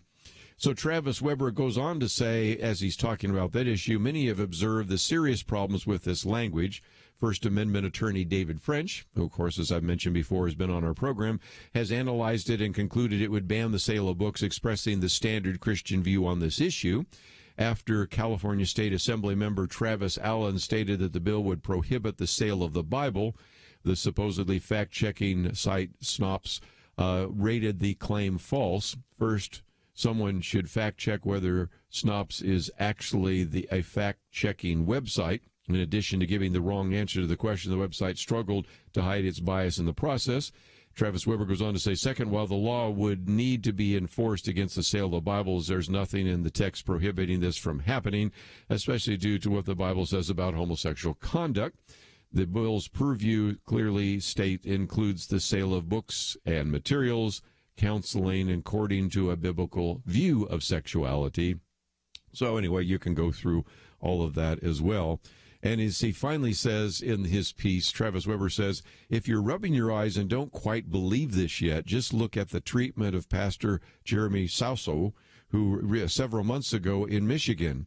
The pastor was subjected to death threats, vitriolic treatment online, and demands for state intervention into his church, all for offering a biblically based counseling program for teens wanting answers regarding their sexuality. As these developments show, it's not only controversial Christian public figures that anti-Christian groups are after, it's the eradication of those beliefs themselves, those biblical beliefs. Many, though not all of those Christians popularly viewed as controversial right now, are only seen this way because they're the ones in the limelight popping their heads out of the sand to simply express a biblical position on sexuality and taking fire for doing so. But the forces opposed to Christian beliefs on sexuality will eventually come for anyone who stands by biblical beliefs. And so again, whether we start with the GQ magazine or whether we look at a bill being voted on in the California Assembly, which I don't think is going to go anywhere, but we'll see, or the treatment of a pastor in Michigan, I think you, as you can see from Travis Weber, have some really great concerns to raise. And before we end, since we had been talking today with John Zmirak, one of the things we need is a competent Secretary of State. and the most competent individual, I think, to have been recommended in many years is Mike Pompeo. This man was first in his class at West Point. First in his class in West Point. Do you know how hard that is? First in his class in West Point. Then he's first in his class at Harvard Law School, and he's the editor of the Law Review. That should be enough right there. But, of course, he was a successful entrepreneur. He's been a member of Congress. And, of course, he has been and serves as the director of the CIA. It would be clear to say that he may be the most qualified person to actually have been appointed to Secretary of State in some time. Rex Tillerson, some of us like him, probably the least qualified. He'd never served in the government. A great CEO for Exxon, but really did not have a lot of State Department government experience. Mike Pompeo has perhaps the best. It's really possible that he may not be confirmed simply because the Democrats have decided we're just simply not going to allow him to do that. And so as a result, as Gary Bauer points out, the nomination of CIA Director Mike Pompeo to be Secretary of State is facing some difficulty.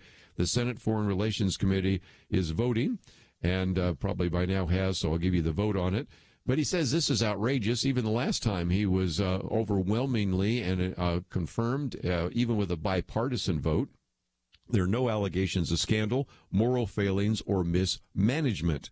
Gary Bauer says the obstructionism now is purely an effort by the left to cripple the president in the midst of the negotiations to end North Korea's nuclear program and to renegotiate the Iranian nuclear deal.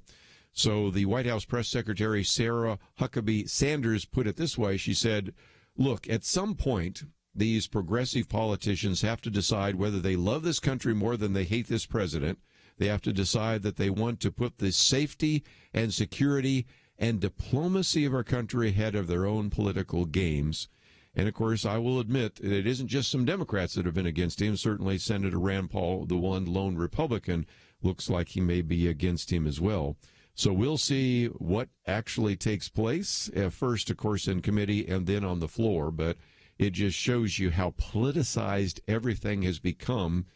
And I would have to say Mike Pompeo's greatest sin, according to them, is the fact that he believes in traditional marriage. And because he doesn't toe the line on LGBT, that's enough for many of them to simply say we will not vote him in as Secretary of State. And, of course, his other sin is the fact that he is being put forward by Donald Trump and is hated by many of the Democrats. And even one Democrat said that he would vote for him, has now been primaried in West Virginia. So welcome to the world of chaos at Capitol Hill. When we come back, we're going to talk about what about the public schools. Ray Moore is going to be with us. We'll learn a lot, and I think it will cause you to reconsider where you put your children and grandchildren for their education. All that coming up right after these important messages. Is religious freedom still a cornerstone of the republic, or has it effectively been crushed by the forces of tolerance? America needs Christians to be informed and as unified as possible, applying God's wisdom to civic life. Point of view can be a key part of a successful mission. I believe in America. I believe God wants His best for us. We can face whatever the world throws at us as long as we stand together. If you have not signed on, please do it now. Support Point of View Radio today at pointofview.net. Set up your monthly gift by clicking the Truth Team 360 picture and then carefully follow the directions. Pointofview.net. By phone, you can give at 1-800-347-5151. 800-347-5151. Or mail that first donation to Point of View, Box 30, Dallas, Texas 75221. Box 30, Dallas 75221. Or call us 800-347-5151. Point of View will continue after this.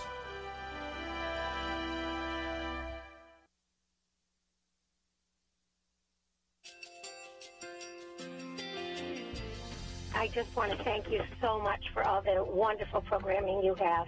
You're just absolutely fantastic. I recently started listening to Point of View, and I really found it interesting because of the different subjects you cover. Thank you for that. I really appreciate everything that you do in keeping us informed.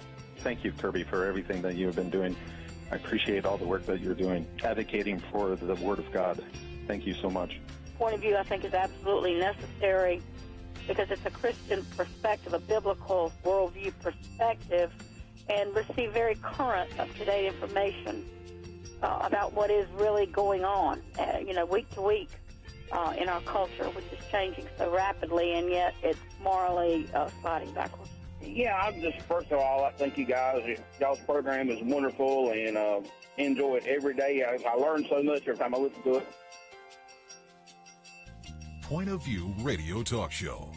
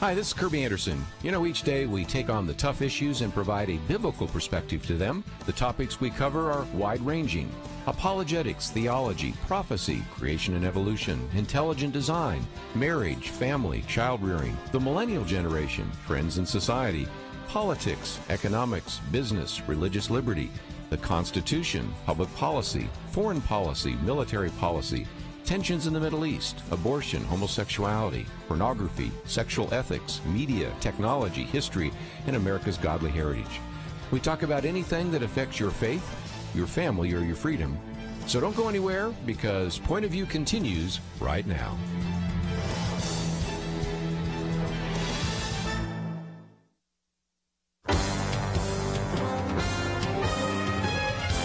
Across America, live. This is Point of View.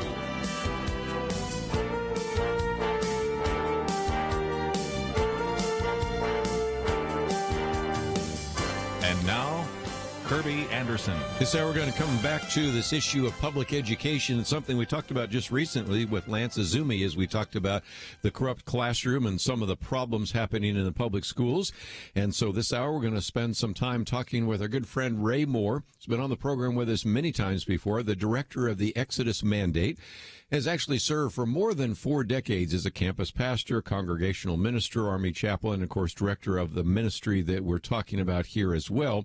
A graduate of the Citadel, also a graduate of Grace Theological Seminary, where he has both a Master of Divinity and a Master of Theology, and has served as an Army Reserve chaplain and awarded the Bronze Star for service in Gulf War I. And Ray Moore, it's been too long since we've had you on, and I'm glad to welcome you back to Point of View. Thank you. We certainly appreciate the many opportunities we've had in the past. And I could have contacted you, but I guess Clarence Baranowski asked you to have me on, and I'm really grateful for that. Yeah, as soon as he said that, I said, yeah, how come that didn't happen? And, well, we've, changed producers and things like that. So sometimes, you have to kind of remind people of some of the people we've had on. So I'm glad it worked out. And we have just recently been talking about some of the problems in the public schools. Obviously, we're not producing great academic products, but Lance Azumi was with us as we talked about all the other problems in the public schools, and there are many, from fiscal mismanagement to the teaching of really unbelievably comprehensive sex education programs, as well as some of the problems of bullying and violence and all of the rest. There are just a lot of reasons for parents and grandparents to reconsider whether they want their kids in the public schools, because some of the problems you and Marlon Maddox used to talk about decades ago have become even worse over these last few years, haven't they? That's correct. In fact, I was just pulled Marlon's book off the shelf recently and remembered him so affectionately. He wrote that book, in 2006. It was published posthumously by your operation called Public Education Against America, and he has a whole chapter in there about taking your kids out, and mentions our name very generously in that chapter and also in the book. So we're really grateful for the stand he took, and we're glad to see y'all are carrying on in such a tremendous way. I might just mention that book is called Public Education Against America.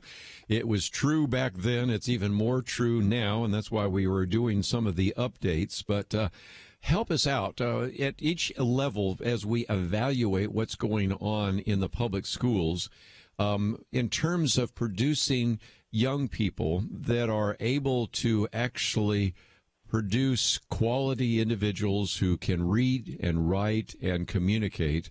We have fallen behind in the public school system, haven't we?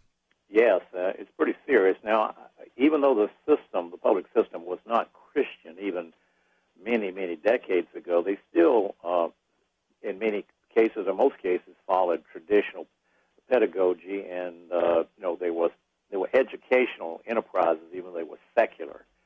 I finished high school in 1961. I guess that tells you how old I am to your audience there. And we still had chapel and once a week, and in a public school, and we had prayer and Bible reading in the homeroom every day.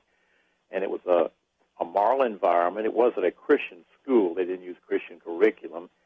But Christianity was one of the players. It was a level playing field.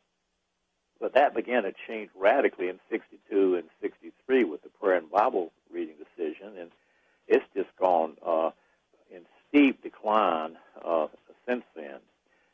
now we are seeing all the debris, educational of malpractice in education wash up on our shores. Our children are being destroyed.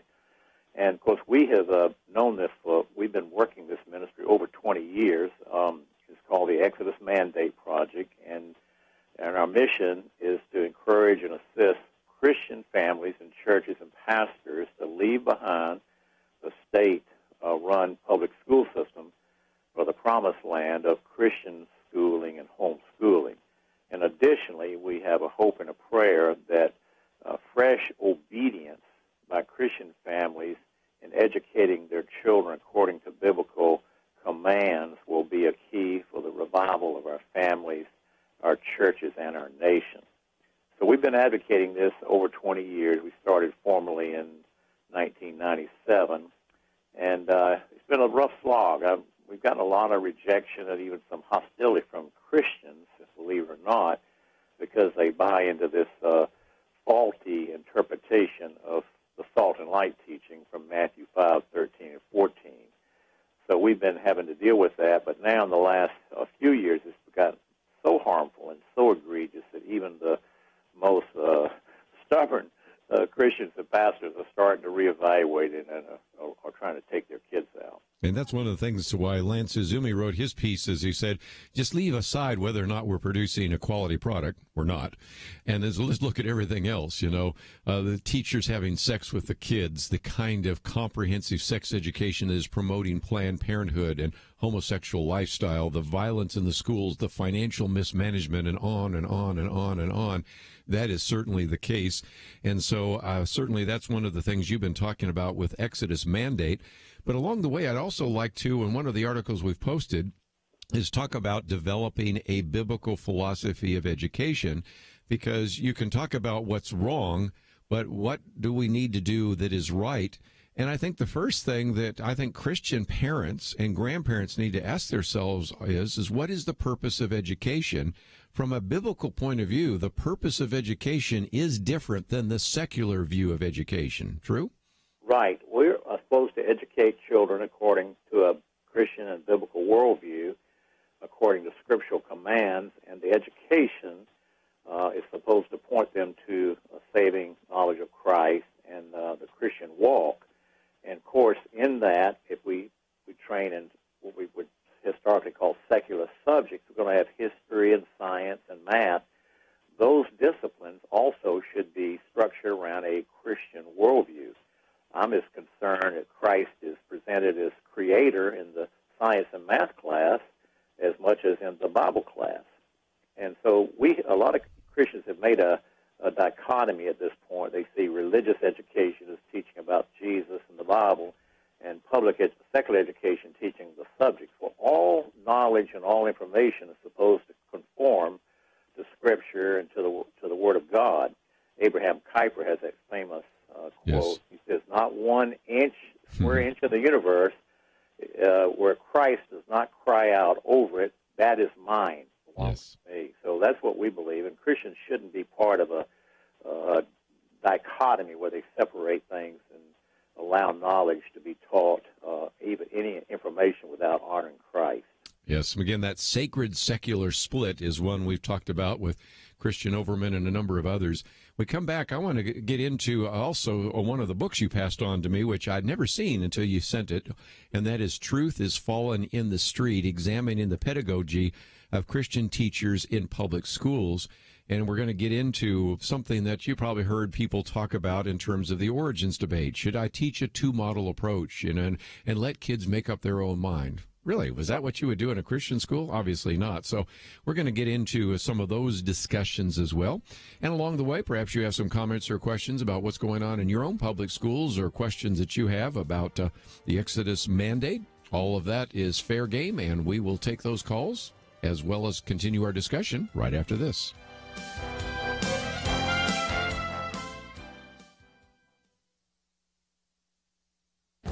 This is Viewpoints with Kerby Anderson.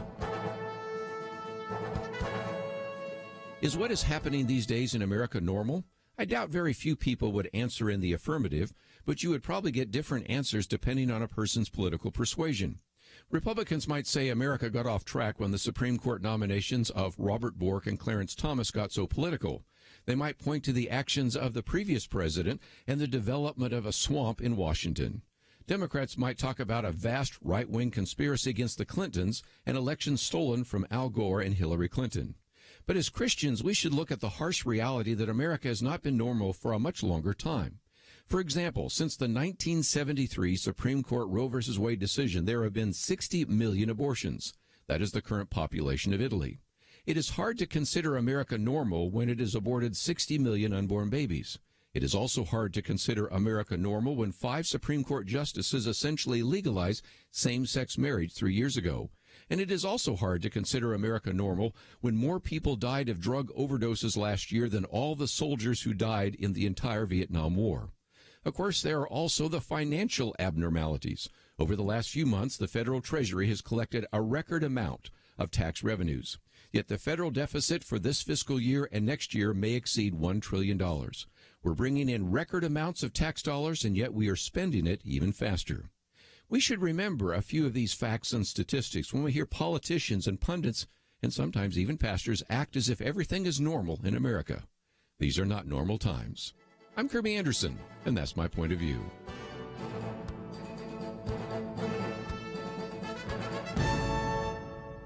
For more information about issues covered on Viewpoints, visit pointofview.net. Pointofview.net.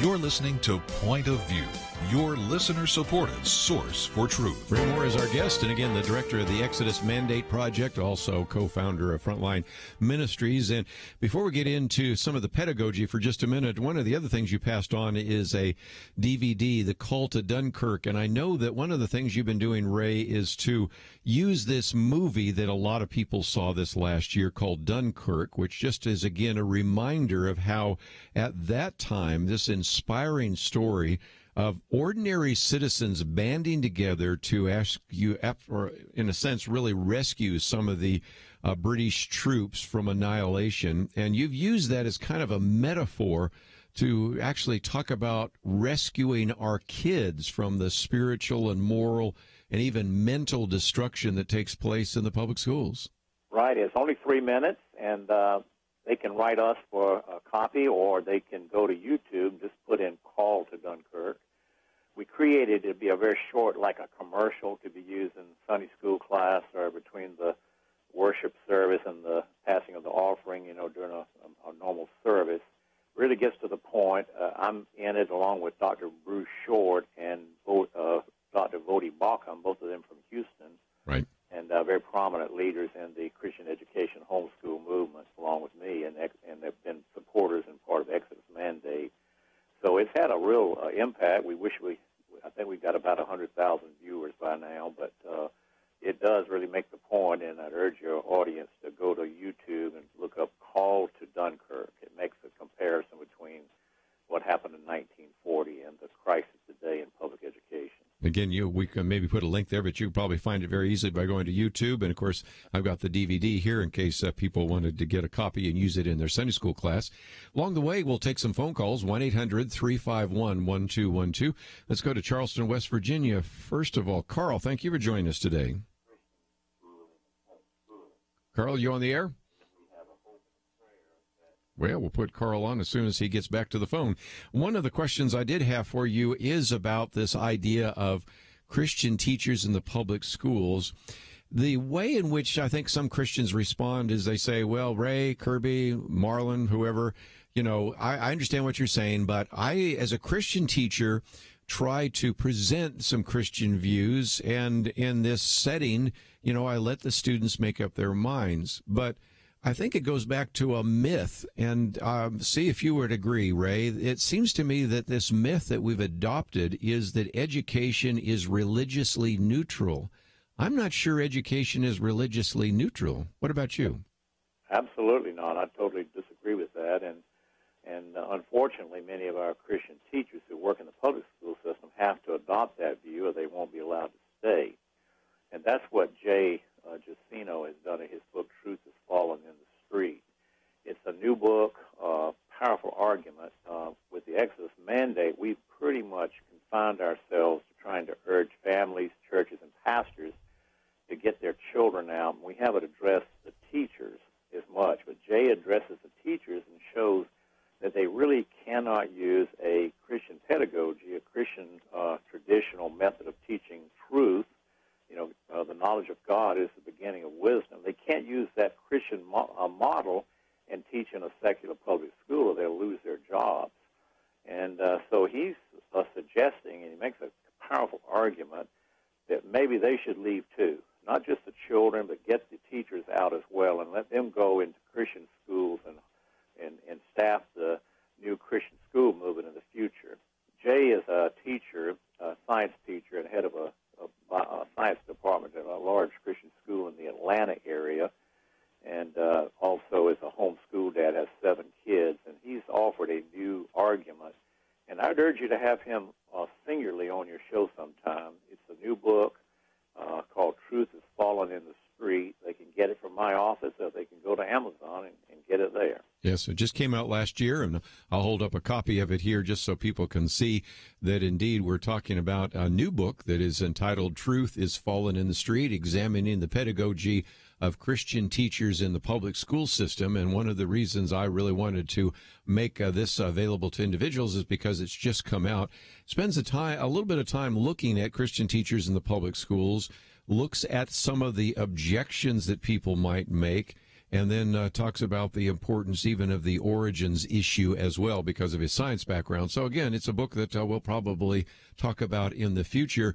And, again, without getting into all the details, which we'll get into with him maybe in the future, a lot of it is based upon this assumption that education is religiously neutral, and it's not. I mean, again, I'll acknowledge that 2 + 2 = 4. Okay, at the very base level, facts are facts, but as soon as you start into the interpretation, and certainly that's true about psychology, history, government, certainly science, and the origins question, all of that, you are into all sorts of worldview issues. So, again, to actually try to make your peace with a system which in many cases is hostile to any kind of teaching of biblical truth, is, of course, going to be an uphill slog for any Christian teacher. So we in the past oftentimes, Ray, have talked about getting your kids out of the public schools, but Jay's going one step further, getting the teachers out of the public school. Right, he has. And, of course, a lot of Christian families use the Christian teachers as an excuse to leave their children there.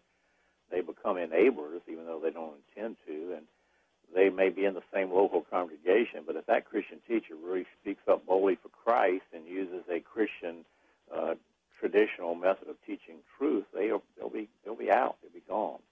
So anyway, but 2 + 2 is certainly a fact, but it's true because God is a God of order. That's right. In the universe.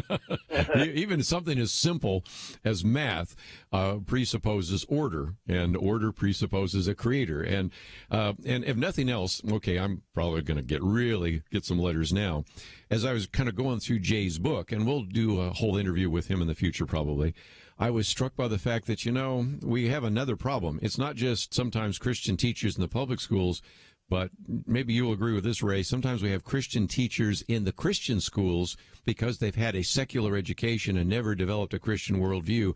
They're guilty of some of the things Jay talks about in his book, don't you think? Yes, sadly that is true more than we lot of our best Christian school teachers have come through a state university, and they majored in subjects where there was no Christian orientation. And let's say they find Jesus Christ as their personal Savior through the outreach of Campus Crusade for Christ or FCA, one of the other groups, and they have a wonderful testimony and a powerful story of personal salvation.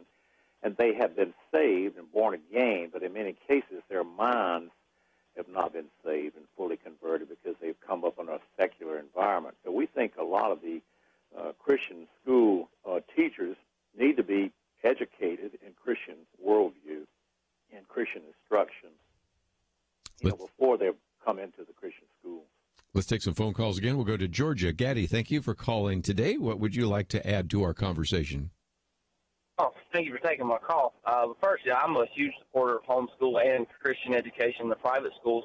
One of the things a ministry that I actually founded down here in South Georgia is actually getting Christian education back into the public schools in the form of elective classes. There's a little-known law that was ruled on by the Supreme Court back in the 50s, released time education, that allows parents to remove their children from public school every single day for religious education.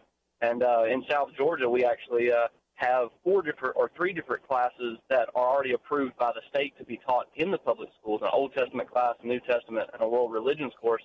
And one of the things that I get to do every day, and I'd love to see this happen all over the country, is, I teach Bible classes every single day at 3 different high schools, public high schools in my community.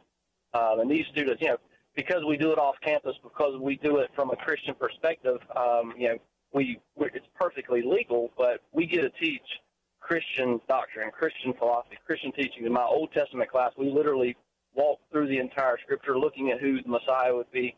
And I've found that a lot of my students, being public school students, they couldn't afford to go to our local private school, or their parents can't afford for them to be homeschooled. But this is an opportunity for public high school students, middle school, elementary, to get an education that is Christian-oriented while still attending their public schools. And, not a lot of Christians do this throughout the country, but I think there's some 300,000 or 400,000 students around the country that participate in programs like this, mostly from the Mormon Church. But this is just an opportunity while we're fighting the battle to get Christ back into the schools, to get him back in a legal way that's possible right now all throughout the country. So just thought I would share that. Okay, we need to take a break, but again, just another update on some things taking place. We are privileged to have with us Ray Moore, and we're going to continue our conversation with him as we talk about the Exodus Mandate, some of these resources and books and other topics. And again, we have a link to his website, and perhaps you'd like to have him come and speak to your group or like to get some of those resources. We'll talk more about what's available to you right after this. Rebecca Hagelin has been influencing public policy as an author, columnist, and executive at places like the Heritage Foundation for more than 30 years, and Point of View Radio stoked her fire. I used to turn it on every day, and when my husband would come home from work, I would say, this is what they said on Point of View today, and this is what they said. I just wanted to be connected into the places where I could make a difference. Rebecca has made a big difference with her life, and let's just say she's a big fan. There's no better resource, there's no better truth sayer, there's no better place to go for information for people who are worthy of their money than Point of View. Point of View makes a difference by inspiring and informing people who make a difference. And you can make a difference today when you invest in the Truth Team. Join us today. Find out how by calling 1-800-347-5151 or visit online pointofview.net/team. 800-347-5151 and pointofview.net/team. Point of View will continue after this.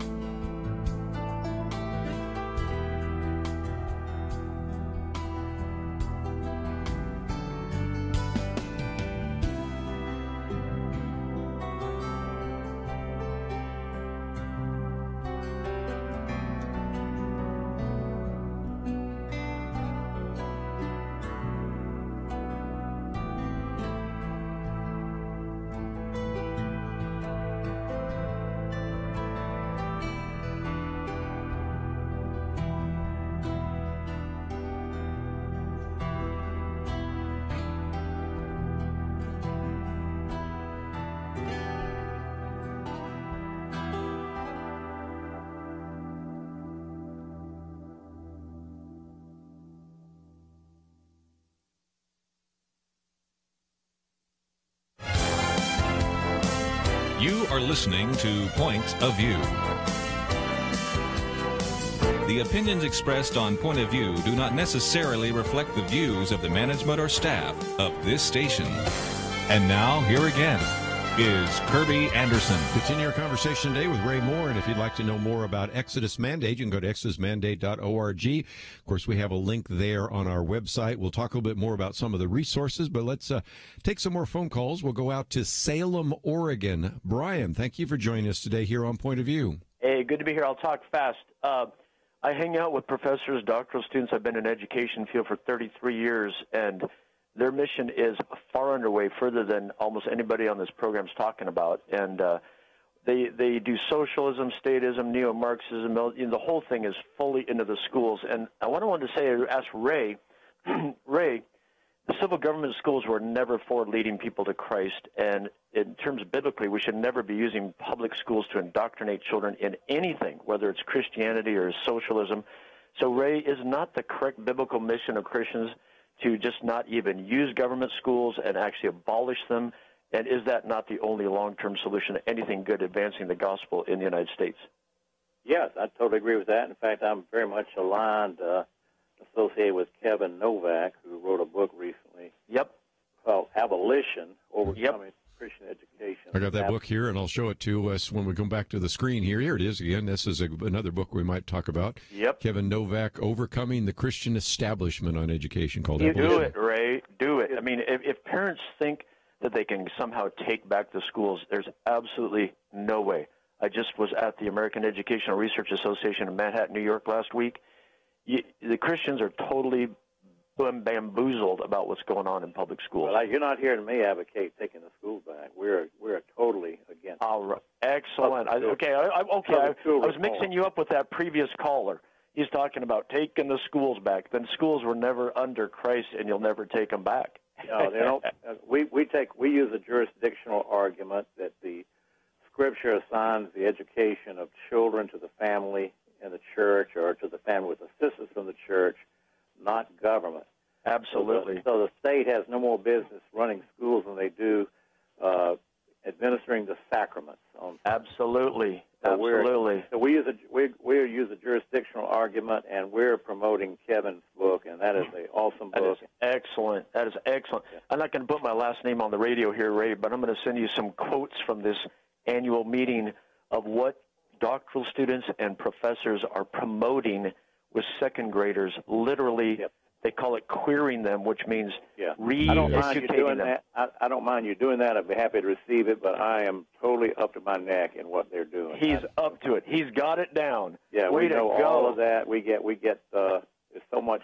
It's really a demonic system now. Thank you, Point of View, for having on Mr. Moore. It's excellent. This is what people need to hear. So Christian dads and moms need to hear. Please go to my webpage at exodusmandate.org and share it with your friends. Yeah, and Brian, copy us at Point of View. Maybe we can get you on. You sounds like you know a lot about it, and we can learn more from you. I think. Okay, good. Ray knows who I am. All right, so I'd love to get on there. I'd love to get on there. Okay. Right, thanks. God bless you guys. Bye. Brian, I appreciate your phone call. Let's head to West Virginia. I've tried to get Carl on before, but Carl, are you there now? Yes, brother, I am, and it worked out good because following that caller is perfect for what I want to say. Well, thank you for having Ray on. I'm Ray's state coordinator in West Virginia, so I want to full disclosure that I fully support him. He's a great man. And I'd like to say amen to that previous caller that stressed that Christians are wasting their time trying to save or salvage the public schools. And I hope Ray will address this. Ray, what can we do to reach Christians?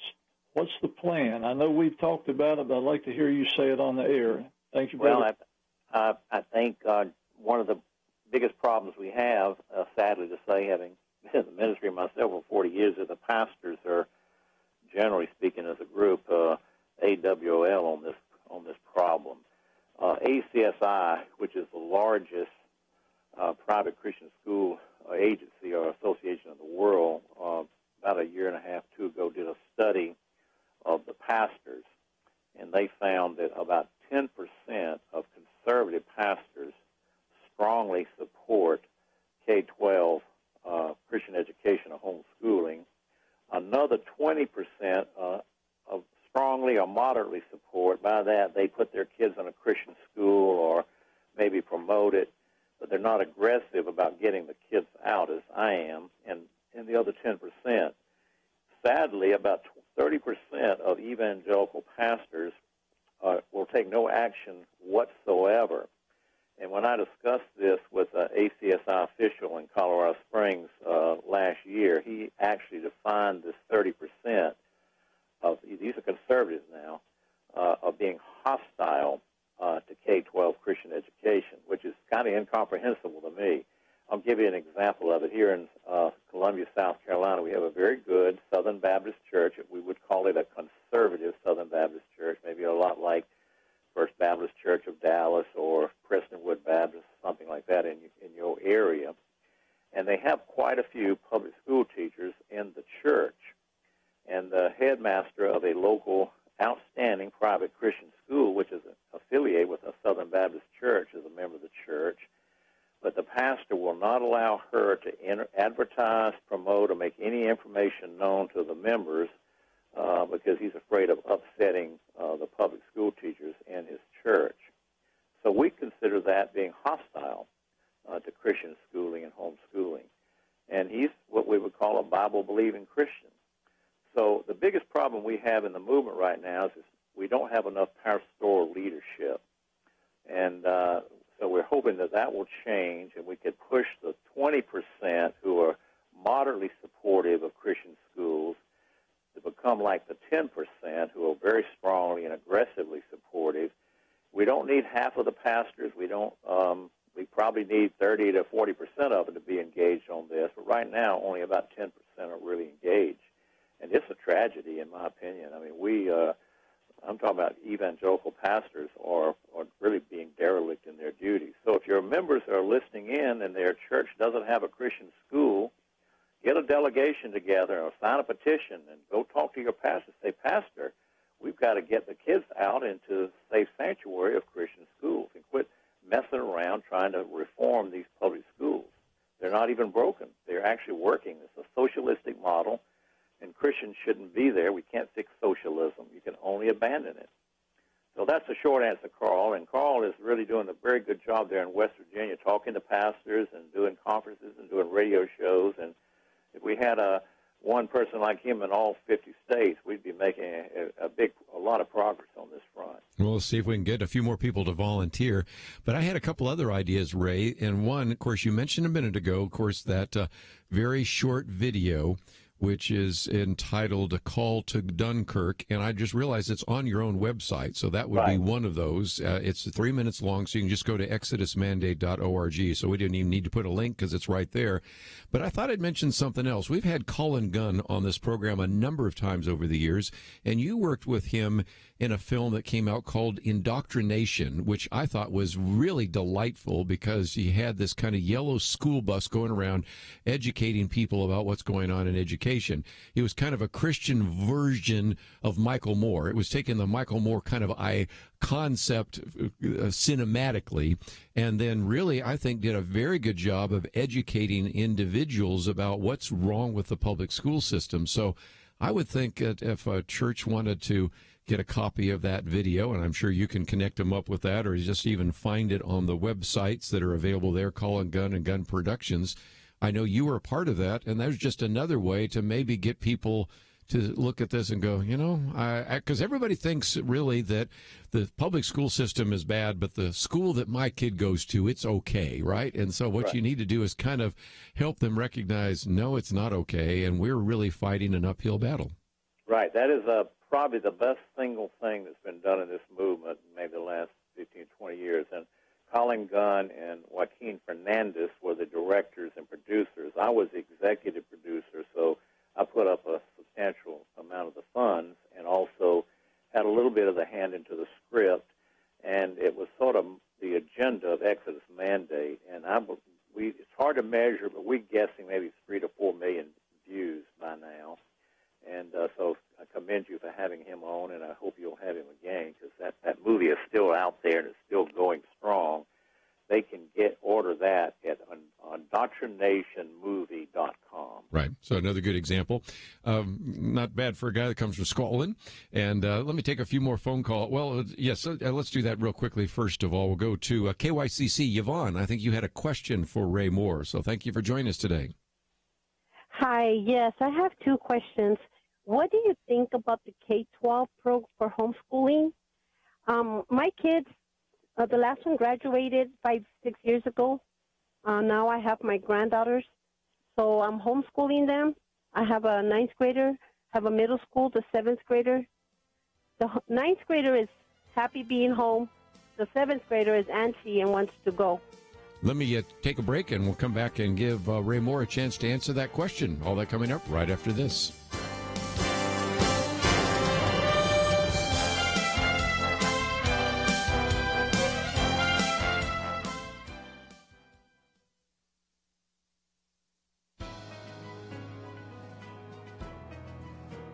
Welcome to the First Liberty Briefing. I'm Jeremy Dice. Sister Madeline Miller is a 37-year-old teacher. She's also a nun who dons a habit wherever she goes, and that includes to work. But when she applied for a job in a Nebraska public school, she was told that she would have to lose the habit. Evidently, there is a Nebraska law that prevents teachers from wearing any sort of religious garb at work. And that means that despite her credentials, Sister Madeline could not work in the Nebraska public schools. You see, the church teaches that she is to wear her habit at all times, except when cleaning with harsh chemicals that could damage the blessed garments, or when ministering in a communist country. Does that mean Nebraska is worse than harsh chemicals or communist countries? Probably not, but one Nebraska lawmaker is working to repeal the antiquated and vague law.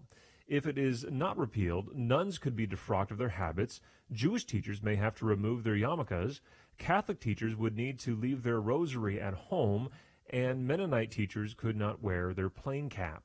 I suspect the Nebraska legislature will have little trouble removing this law from the books, but we should learn a lesson from Sister Miller's experience. In a free society, we ought to welcome the appearance of religious garb rather than ban them from our sight.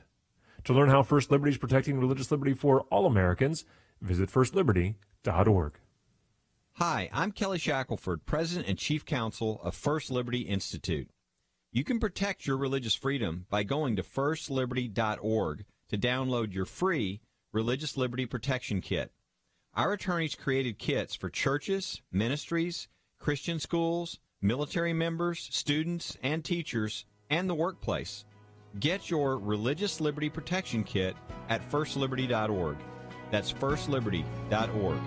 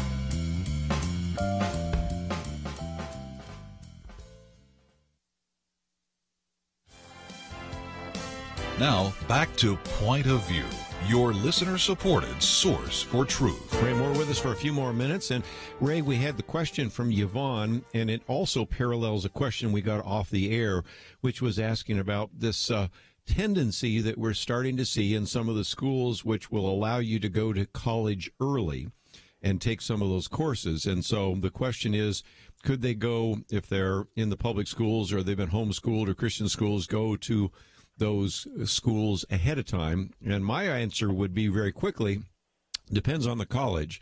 You know, if it's Bob Jones University and you want to take some courses there, or John Brown, or a variety of other places like that, or Patrick Henry College, and you want to take some of those while you're still in high school, that would be great. But if you're going to want to go and take classes from your secular humanist university, I don't think that's such a good idea, because now you have a young person who probably even has less discernment than a typical individual heading to college, maybe imbibing in some of that secular philosophy. But what's your thought about that? Well, there is a trend, particularly in the homeschool world, for students maybe to finish up their high school years, maybe at 15 or 16, and maybe enroll in selected courses in a state university, and then often they stay home. They don't go up on the campus and live in the dorms where there's a lot of sex and promiscuity taking place. Right. And they take, a lot of them go to technical colleges where they take IT and engineering and nursing, and these courses are not as affected by postmodernism and Marxism as some of the philosophy and history courses are. So I think it's overall a good trend, and they're getting apprenticeships and learning a trade or a skill or getting their education even earlier. And of course, homeschooling is so good and strong now that many kids are going even to the academies and Ivy League schools because they're just so much ahead of their peers who have been public school. So, it's a selective thing, but I think generally it's a good trend. And one of the things I've said about before is, before your young person goes off to college, have them come to our Probe Mind Games conference, come to Summit Ministry someplace. I'm sure you maybe have worked to try to prepare them for college, but some of us that spend a portion of our summers to really prepare them for what they might encounter so that they will have some level of discernment is really important. But let's see if we can at least slip in another phone call or two. We'll go out to Indiana this time. And Jim, thank you for calling. What is your point of view? Hey, good afternoon, Kerby and Roy. I am so happy that you have the guests that you have on. I actually know E. Ray Moore from many years ago, and I read his book, Let My Children Go. And just want to, first of all, say thank you to the work that you've done. Roy and you and a late gentleman named Marshall Fritz have been responsible for setting free thousands, millions of kids in this country and securing their faith. And I just kind of I've always used this analogy that trying to convince pastors and Christians of the complete folly of thinking that your young kid is going to go to a government school and be salt and light.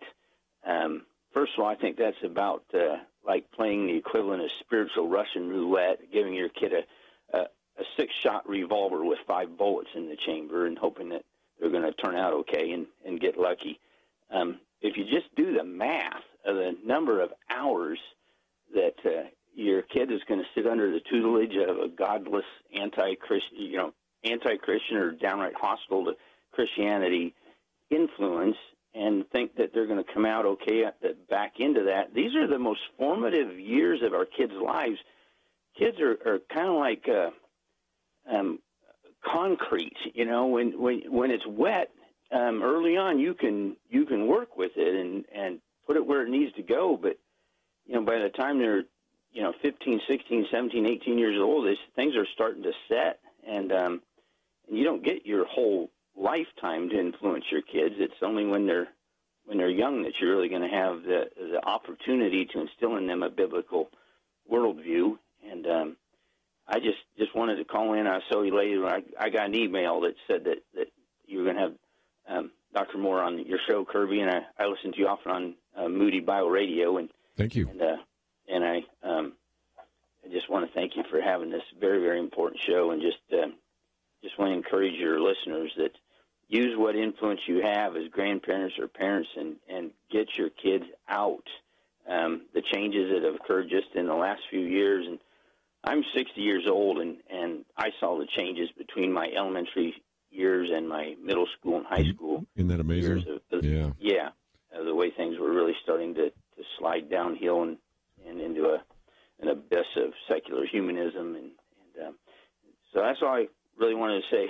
Well, Jim, I appreciate you calling in, and get in touch with me. Yeah, I hope you'll listen in, and when maybe we'll have Jay Justino in and some of the other ones. But the mismatch in the terms of hours that he was talking about, very significant, Ray, and I think it's also illustrative of the fact that pastors have this uphill slog. They're trying to counteract all those hours that young people have spent in high school or grade school with a half-an-hour sermon. They're also trying to counteract all the hours they've been watching television, going to movies, listening to music, and going on websites with a half-an-hour sermon. No wonder the country is in the state it's in today. The way to counteract is for them to start K-12 Christian schools in their churches, or to do homeschool co-ops and get the children out. You can't counteract 30 hours of secular humanism a week with 1 or 2 hours of church or Sunday school. That is right. Let me wrap up with a couple of thoughts that might challenge your people. Ours is not just a negative message, but it's a positive message. It's a message of hope and for the future of the church and the country. We have a window or reprieve from the election of 2016. No one expected that. It looked like we were about done for. Now, I don't believe the new president is going to be able to change education, but he gave us a break, a reprieve.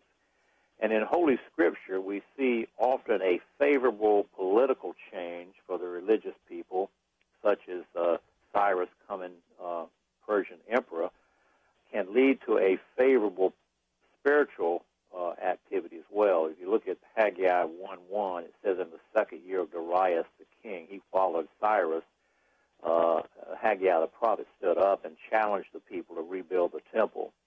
And we're in one of those moments where the church can step up and meet the need of not only their own children, but the culture. If we would step up as pastors and churches and the people of God and provide Christian schools and quit messing around with this silly, foolish public school reform idea, get the kids out and get into Christian schools, we could reverse this failing culture.